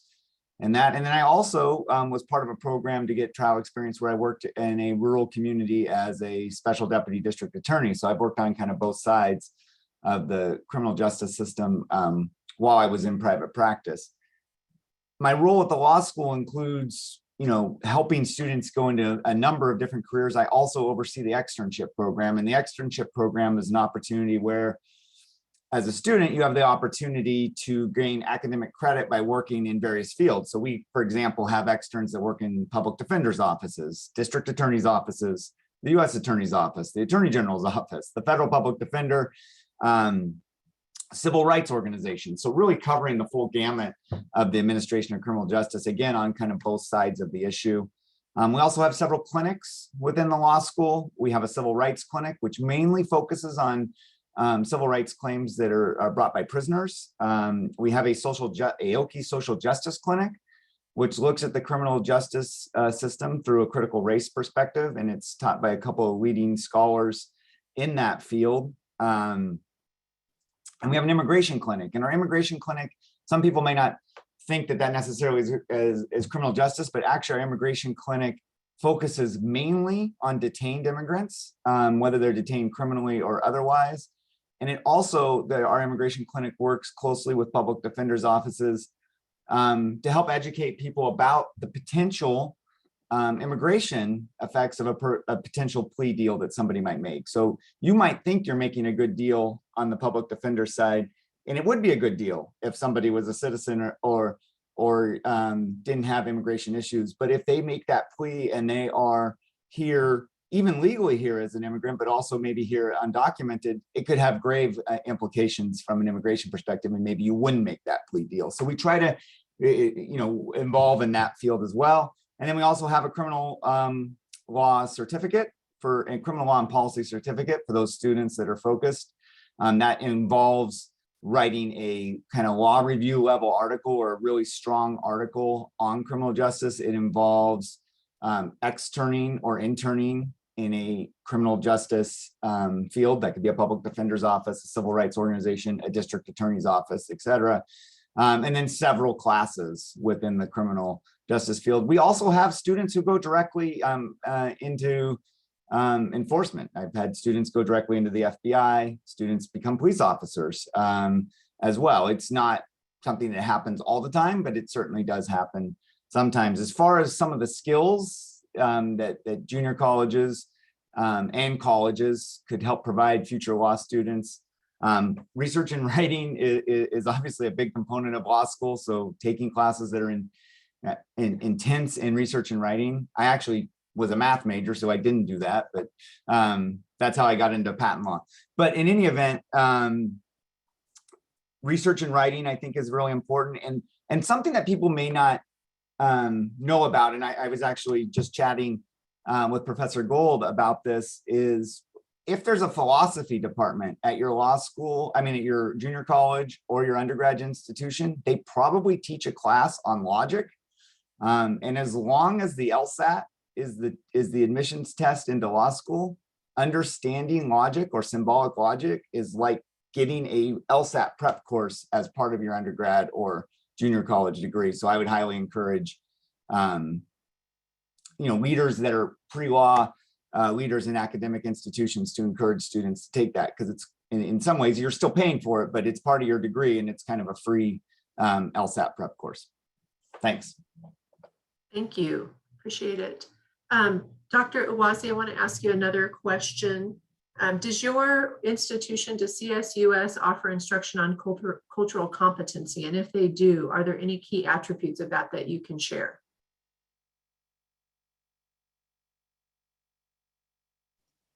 Sorry, in the chat, I did put additional information about our CJ program. We are currently developing a post-baccalaureate cultural competency course as a certificate program. So we're working with our College of Continuing Education to develop that. I know my colleague, Dr. Murphy, will talk about the LEX program shortly. I would emphasize the fact that really looking at our criminal justice curriculum, I think it's a very progressive curriculum. When I have made presentations in the community and nationally, looking at our curriculum in comparison to other ones, we are not quite really the traditional criminal justice program. We have a very strong GE that has race and ethnicity components, to them. So in the current discussion about ethnic studies, we have quite a lot of that as part of our electives. And you will find our course curriculum in terms of the objectives, emphasizing issues of diversity and inclusion. And this also ties to the point I was making earlier on with regard to global awareness. A couple of summers ago, we launched our study abroad program to Africa with our students and a study abroad summer program. And truly, we are moved by that experience. That is something really powerful, impactful, revealing, insightful. We can move outside of one's kind of environment and then come back and reappraise that. And then I think, I believe in our ongoing strategic planning, our thinking in terms of anti-racism and racial justice, I anticipate that there will be a lot of emphasis in terms of coming up with modules. We have several faculty members now who are developing some modules that draw from racial justice concepts and lenses. And it's not a matter of whether we are going to be doing it, we're already doing it, it's probably doing more of it, and maybe with some understanding of the other complications even beyond race. And we'll talk about intersectionality and issues of mental health or homelessness and so on and so forth. So, again, we are working on a post-baccalaureate certificate program on cultural competency that will add value to what we're already doing, really in a curriculum that is really very, very responsive to the anti-racism, as well as our universities and core university initiatives. Thank you. Understanding the intersectionality of all of that too. Thank you. And Dr. Moffat, it sounded like you had some things you wanted to share from CSUS as well. I'll give you the floor before I go to UC Davis. Let me unmute. I guess you can hear me. I just didn't want to interrupt everyone. It's really good listening to all this. I just wanted to let folks know who are not familiar with what I'm involved with. It's called, and I sent you our report. We just finished our 5-year performance report with the Law Enforcement Candidate Scholars Program. And what it is, just in general, was a program I created here at Sac State that, as a former law enforcement officer, and I noticed that there were several problems that were going on, that the students, even in classes, weren't prepared, even if they were taking certain courses in criminal justice. They weren't succeeding or weren't successful in maybe passing the exams. Also talked to many of the officers that I still know in the department were telling me that some of the young persons, men and women coming into their academies, were not prepared well enough, whether that be socially, emotionally, et cetera, for the job.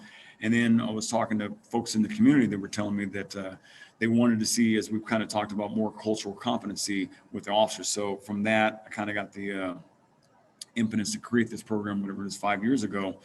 And so my goal is to provide all of the students with resources that are not readily available, which is why we have, I think, 11 at this time. I think we have 11 different courses that we teach during each semester, for most of the semester. We'll have them do a leadership course. We'll have various people from the community come in, whether they be a chief of police or the administrator of some organization, just to talk to the students and let them know, again, what's happening in the community. We'll have different officers come in that mentor these young women and men to let them know. So again, one of the things I learned long ago was that students or these folks, they want access. And just to ask the simple questions, again, how to wear your uniform the right way, or what you do in this circumstance. So that's what we also teach as well. And again, we have these different courses ranging from leadership to cultural competency. And for cultural competency, for example, we've had folks from our Martin Luther King Center come in and talk on diversity. We've had Project Rebound, which some of you may not be familiar with. That's what we have. There are folks that are formerly incarcerated. I've had them come in and talk to the students. We've had folks from the Pride Center, the LGBTQ community come in and speak. Our peer academic folks, and many more. And the reason why, because if I had access and contact with all these folks in the community, I want these students to learn now. This is why we talk not only about cultural competency, but cultural humility, and this ability to be able to understand the concerns and differences and indifference that people are having, particularly with those words we talk about so much in policing, which is community trust, the public trust that people are looking for as well. And that's what I want to make sure. So even now, last week I had them work with the DA's office with the California Missing in California project that's going on. And we also work with state senators and Assemblyman Jimmy Cooper, where they go ahead and in the community and do a turkey giveaway and some other events they've had with the San Francisco 49ers. So again, it's an overall program that, again, the goal is to make them make the trajectory much easier for them when they go into an academy. So they didn't have to struggle or be confused like when I went to the academy. I didn't know any of this and didn't have anyone to guide me and mentor me. So that's our goal. And again, if you read the report we've done, you can see what we work with. So again, our objectives are to get them through college, which they're going through faster. Many of them are taking more classes. So they now see a light at the end of the tunnel. So they want to graduate faster. So we're getting them out and we're meeting President Nelson, our president here at Sac State. We're meeting his goals about finishing in 4, finishing in 5. And we're also making sure that they already are getting a high quality job. And we have MOUs with the California Highway Patrol and the Sacramento Police Department. So we now have that pipeline that we also have with Sacramento City College and some other community colleges that we're going to be working with as well. But because of COVID, we had to kind of shut things down, as I'm sure you're well aware of. But this is what we've been trying to do. So for the last 5 years, we've had of the average of 45 to 50 students each semester, not counting this one because of COVID. We have about 40% female. I believe it's 10% Asian, 6% Black, 50% Latina in the program, and about 9% white. And that's been consistent throughout the 5 years that we've been involved in the program. So we're very proud right now that we have, out of the 200 or so that we have about 50 students, former students that are now law enforcement officers in either the California Highway Patrol or the Sacramento Police Department, or they're in their academy right now. So we're really happy that our numbers, as I'm sure they talk about recruitment and rates, that we have a higher success rate for our program than we do with than the actual we've checked with the other agencies across California. So anyway, that's it in a nutshell. It's all written down. So if you have any questions, email me. Thank you. Thank you. Thanks so much for sharing that. Appreciate it. Craig, can you tell us what is happening on UC Davis campus as it relates to cultural competency and administration of justice careers? Sure. So the law school, just as kind of a standing point, the law school is about 55 to 60% students of color. It's a majority minority faculty, and about a quarter of the students are first generation to graduate from college. So it's a diverse community, just to start off. And so some of the things that we do to increase awareness on these issues. And so all first-year law students go through implicit bias training. That training is also provided to staff and faculty to try to get an understanding of biases that people, don't even realize that they have, and how to understand where other people from other communities may be coming from. First-year courses also have a lunchtime component that look at laws. And again, this is more from a critical race perspective, but they look at laws that may affect communities of color in a different way or even an unintended way. And so first-year students are brought in very early on to some of these issues. We also have community book reads.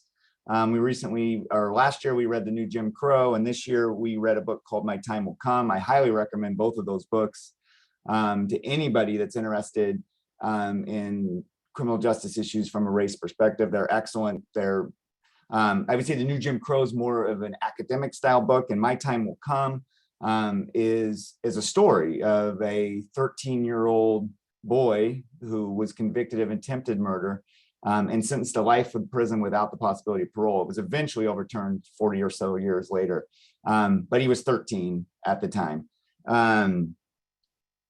And so those are some of the things that we do as a community, as a law school. As I mentioned, we have all these clinics. We have a racial justice speaker series that's spearheaded by the dean, who is a civil rights background, and we bring different speakers from across the country that speak about these issues. These are very well-attended events. They're also events, especially now with COVID, that people from outside the community can attend as well, because you can watch them on Zoom and hear some of the speakers that are talking about some of these issues. And then we also have hired an equity or a diversity, equity, and inclusion full-time employee, and we have a diversity, equity, and inclusion. I just say DEI, but a DEI committee that brings together students, staff, and faculty to address some of these issues and looking at how we can do better as a law school on these issues. So those are some of the things that we're doing on the cultural competency side. Thank you. Appreciate that very much. Going back to our industry panelists for a moment, I wanted to ask you a question about any experience you have partnering with a community college, and any final thoughts you have about speaking to skills and competencies or advice that you would give to the community college for preparing students for the jobs that you represent. And I'll start with you, Lieutenant Bales. Sure. We hold regular events with students from all over the city and the region, and we are a partner in that LEX program. We also have representatives on our campuses. Well, pre-COVID, we have on our community college campuses regularly. Not to mention in our high schools with our criminal justice academies that we run in 5 separate high schools in the Sacramento region. So we're in constant contact with students and youth throughout the region.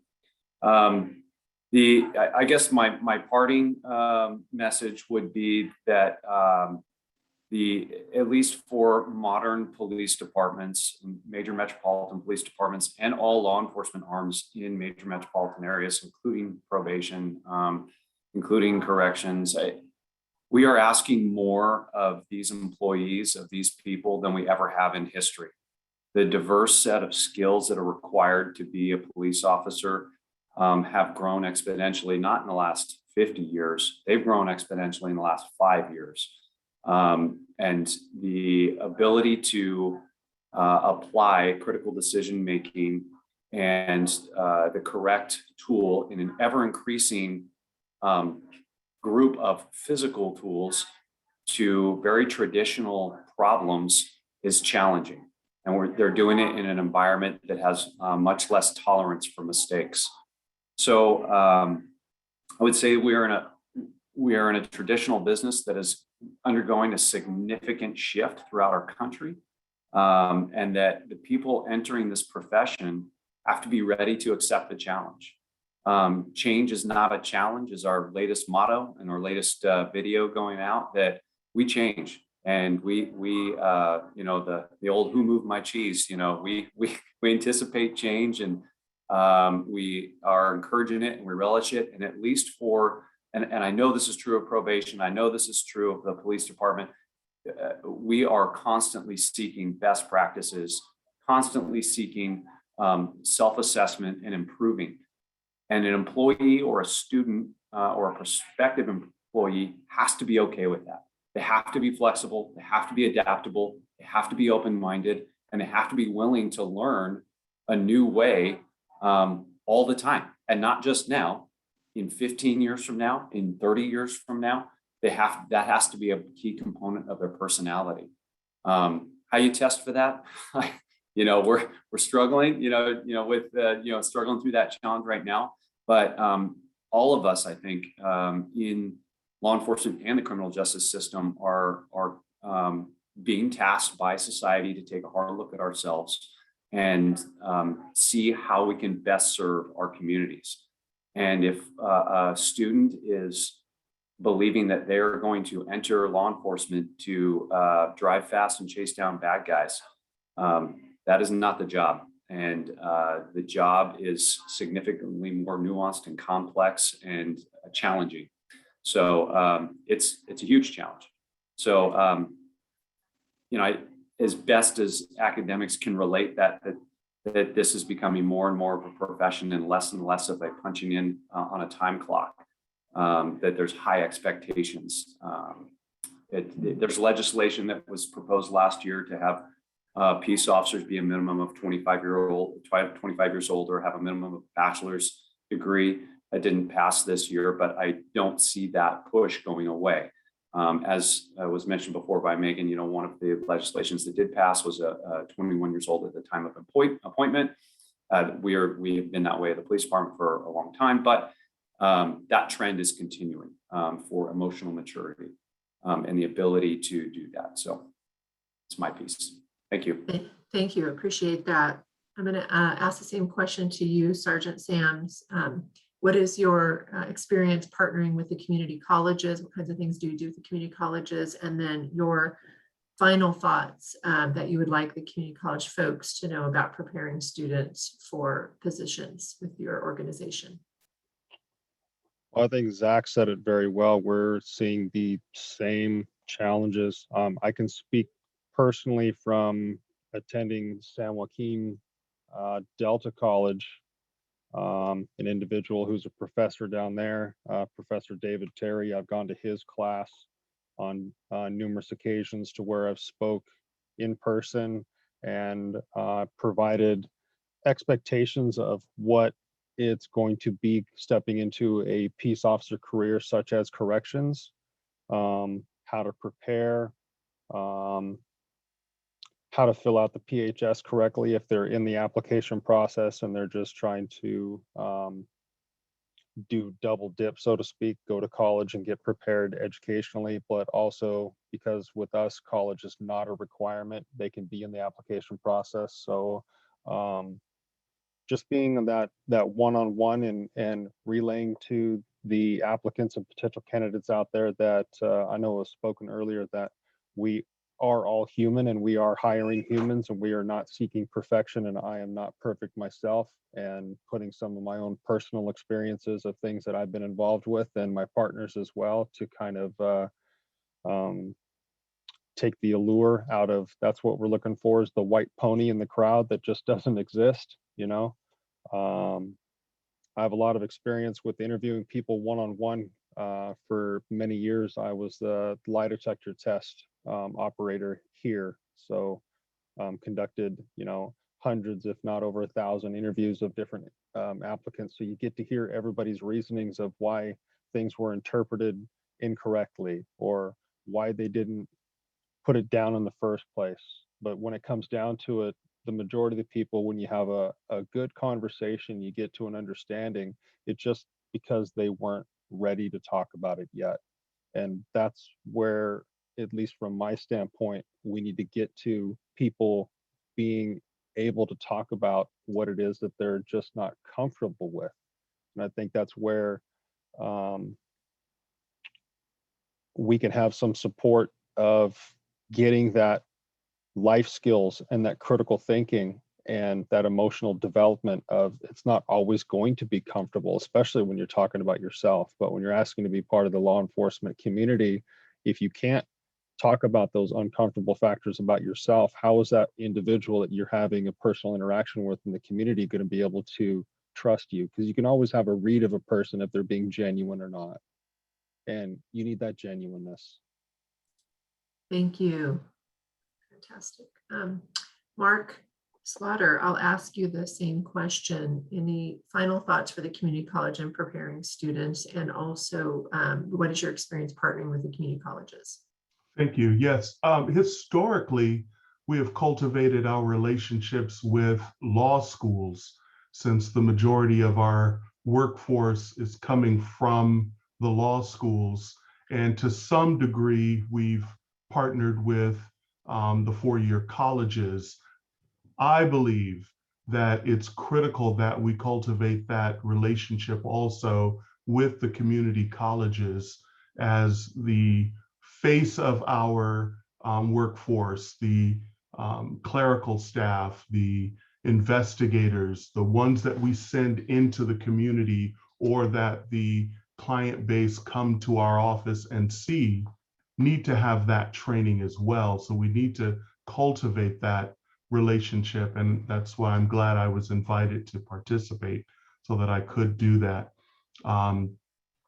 As we work through our implicit bias, racial bias, diversity, equity, and inclusion, and we see an increase in the various county agencies or organizations paying attention and putting resources into those areas. I think that's an area that's critical to have in any higher education environment. And I was happy to hear Craig's comment that implicit bias is automatically taught to law students. That's huge. But to have that at a more universal level in the community college setting, I think is important as well. We are starting to incorporate social workers into a lot of our programming, and our court system, the district attorney, probation, and the public defender are working on more collaborative efforts to find alternative ways to reduce recidivism rates. And that does include social workers and diversionary programs that we're looking to holistically treat offenders. I know that Ciandre was trying not to use that word for juveniles, but the offenders, and looking at the underlying issues that they are experiencing, whether that's codependency with drugs or a mental health condition or some other trauma that they've experienced, and trying to treat those underlying issues through treatment programs is critical as well, and becoming a dominant force in criminal justice. So having an understanding of how that intersectionality works with the biology or the physiology of drug addiction or substance abuse and crime, or how mental health works with a particular individual and how that intersects with crime is important as well. So having courses that sort of give a rudimentary or cursory understanding of those areas as they intersect with the criminal justice system, I think is critical and important. Thank you. Thank you very much. Chandre, what is your experience in probation partnering with the community colleges, and what are your final thoughts for the community colleges and helping to prepare students to enter jobs in probation? So my interaction has been great so far. Again, I just started with I've been in contact with Sac City and Sac City College, and then Sacramento State. And I just recently scheduled a lot of our officers for classes, to speak at classes, criminal justice classes at Sac State. And we will also have some of our Sacramento City College. So far it's been great. We have a lot more work to do as far as reaching out to other universities in the surrounding counties and other community colleges. To piggyback off of what Mr. Slaughter was talking about, I actually have a list of classes because, being in the communications unit under professional standards division, I work closely with the training unit backgrounds. And so just in talking with them, they feel like these are some of the classes that would be beneficial to our new hires coming in. Motivational interviewing training, crisis intervention training, de-escalation techniques for those in crisis, mental health training, trauma-informed care, which we also, all of our staff receive that training here in probation, outreach, community service and outreach, mentoring programs at local high schools, which we feel like would be really beneficial because, as new students coming in right out of college, they're dealing with, high school students, internships, effective communications training, report writing, and a course in understanding penal codes and legislation. So we think that, it would help if those classes were available to them. Again, like everyone else said, we're not looking for new hires to be perfect because, no one's perfect, but it would help and they would get an idea of what they're getting into. Because in probation, we're not only wearing the law enforcement hat, but we have that social worker component too. So we have to be able to switch it up. Thank you. Thanks so much. Josh from Department of Justice, if I can ask you the same question. Final parting thoughts for the community colleges on preparing students, and what experience does Department of Justice have, if any, partnering with the community colleges? Yeah, so we have worked with community colleges before, specifically for our crime analyst roles. For our crime analyst one, it was a little bit before I was in this role, but I believe that the previous recruitment staff actually brought laptops to the community colleges to help students apply to take exams. When we were back then, we had in-person exams for our crime analysts. It used to be called a criminal intelligence specialist one. It's evolved. Our recruitment's evolved. Everything is evolving with technology.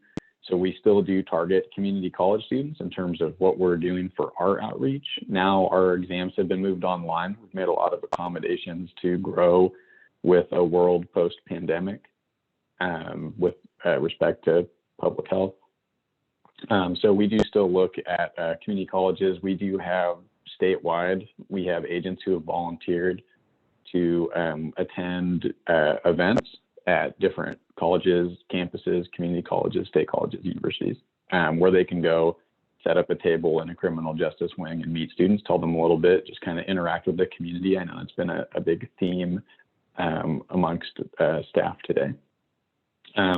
Final thoughts on preparation. I would say, it comes back to something that was brought up very early, which is just finding something that makes you as a candidate more competitive, whether that is being involved in your community, developing some sort of experience, having some professional experience, interning somewhere, having some sort of analysis, ability, intelligence, all of those things that make you stand out above the people you're competing with for these jobs.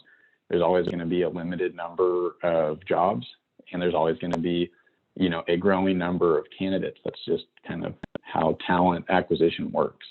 So just finding things that make you stand out and kind of just believing in yourself and doing what you have to do to kind of rise above your peers. So those are kind of my final thoughts. Thank you. Daniel from the FBI, if you could give us your final thoughts and any experience FBI has partnering with the community colleges. Yep, we'll start with the community colleges. I mean, I've been through quite a few community colleges in our area of responsibility, whether that's Sac City, Fresno City, Sierra College, Folsom Lake, Delta College, been out there. I'm always available to go, so any professors that want me to come in and give a talk on whatever subject they have in mind, I'd be more than happy to fulfill that request. But in terms of preparing the students, I got 3 things for you. One is in today's society, students are used to getting everything handed to them. So in a way, a lot of students don't do the research. So echoing what UC Davis Law School said, do the research. A lot of these agencies, a lot of our departments have a ton of information available on our websites. Students just fail to go through the website, spend quality time on the website to get all that information that's available to them. So when I get a phone call from a student says, hey, special agent, what are the minimum requirements to apply? It's almost frustrating because all that basic information is already available to them. Practice assessment, practice tests, what are the disqualifiers? It's all on our website. I'm more than happy to engage with students when they come with quality questions. It proves to me that they've spent the time doing the research. So that'd be number 1. Number 2, just echoing the previous speaker, when it comes to academics are great. If you carry a 4.0, excellent, but we also look for individuals that have life experience while they're in college. So whether they're volunteering, participating in social clubs or organizations, doing work study, whatever it is that can further increase their interaction with the world to improve their communication skills is a big component. So when it comes to our internship program and we're looking to hire college interns, it's great if you have a 4.0, but if you're not doing anything else beyond just your basic 4 classes and carrying that 4.0, that's not showing us that you can multitask or that you can prioritize or you have experience dealing with difficult people or helping others. So I rather have an applicant that's 3.3, 3.4, who in my opinion is very successful, but is working 20 hours a week, is volunteering on the weekends, is part of social clubs, organizations. That way I know that they're interacting with the world and their communication skills are more than likely going to be a bit higher than somebody who doesn't interact with anybody else. And then lastly, specifically when it comes to the FBI, I know it's criminal justice heavy, but we look for individuals beyond just criminal justice. We want individuals that bring unique perspectives and skill sets from all sorts of educational backgrounds. How we view it is we want individuals that think differently so that if we do get stuck on a particular problem, you can speak to somebody who may have an engineering background or a science background or a political science background and say, hey, what do you think about this problem? How can we overcome this problem and solve it so that we can continue to move forward? And then lastly, I'll just send a shout out to Sac State because with them, I do partner up with them where we do run the FBI Collegiate Academy. I know COVID has kind of put a damper on that.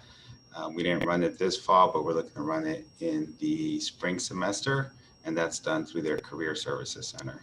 So it's always fun, especially when it's in person, engaging with 200 plus students in an auditorium setting where you get that one-on-one interaction where you can have those discussions, those conversations, and actually see that, hey, the FBI, we are just real people that you can easily be a part of.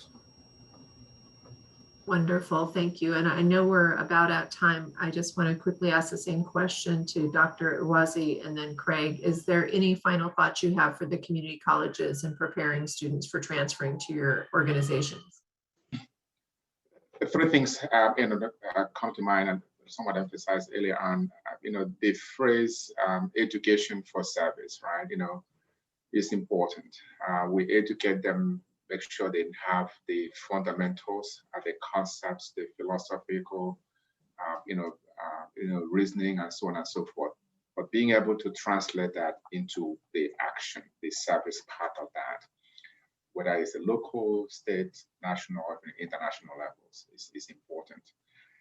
The other thing is also being able to bridge the gaps. We know that there will be things that will come their way. To be able to kind of go back and look at what we may have taught them yesterday or 10 years ago and bring that to bear in terms of the moment means that learning is a continuous lifelong process, especially if you're going to be leading, if you're going to be serving. To emphasize that value is critical. Finally, I'm not sure anybody has a full handle of it, is that the COVID-19 has revealed a lot, not just in terms of what we do, but how we do it. And the criminal justice system is at the center of that. And I will talk about the COVID-19 pandemic, but I would suggest, based on current discussions we've had with our scholars, with our colleagues, to think of the other pandemics, the racial justice pandemic, the climate change pandemic, the issue of social justice in terms of equity gaps, income gap, global, to what extent all those things bear strongly, very impactfully on the criminal justice system. Who, how, what, where, and when. And the educational sector will continue to remain pivotal, very leading voice in gathering the data, doing the research, being able to translate some knowledge that can help us at the end of the day to make a positive impact in our community in terms of education for service. And criminal justice, as Zach stated, and I'm sure my colleagues in all the educational institutions will be grappling with all these issues for a long time to come. And we'll remain engaged in that endeavor. Thank you very much. Thank you. Craig will ask you the same question. Any final thoughts for the community colleges in preparing students to transfer to UC Davis? Sure. I mentioned a little bit earlier about the types of coursework that you might want to focus on if you're in junior college or in college, as far as preparing you for law school. But I also wanted to mention the Law School's Pathway Project, which the UC Law Schools participate in, and a couple of other the private California law schools, which is a program where you partner with the junior colleges and the undergrads. So it's called a 2+2+3 program. And as I mentioned earlier, our student body is quite diverse. A number of our students come from junior colleges, and I was doing some research while we were talking, and I was reminded that the Chief Justice of the California Supreme Court is a junior college graduate, and a UC Davis School of Law graduate, and it can be such a gateway for so many people, and an affordable gateway for so many people, which can help diversify the legal profession, which, at the entry level is doing much better. The entry level amongst graduating law students, the profession is becoming more diverse, but the leadership roles are still greatly lacking in diversity, both in the public and private sector. So I think these types of programs are very important. Thank you very much. And I want to thank everyone for your participation today on this call. It's been fantastic, a wealth of information. There's been a lot of changes to administration of justice. And I know we've actually been working on planning this advisory for over a year and a half. So we're glad to finally be able to bring it to fruition, and hopefully it won't be as long next time. And I would like to just let you all know that we'll have some additional materials going out in the post-event materials that'll have information about the individual community colleges in Los Rios and the programs and certificate and curricula that they offer. Thank each of you for your contributions today, and we hope you have a fantastic day and a great weekend. Thank you. Thank you. Thanks, everyone. Thank you. Thank you all. Thanks for joining. And Renee, I got the chat, so we're good. Okay, great. Nice job, everybody. Thank you. Thanks, Kelly. Thanks for all your help. All right, take care. Thank you.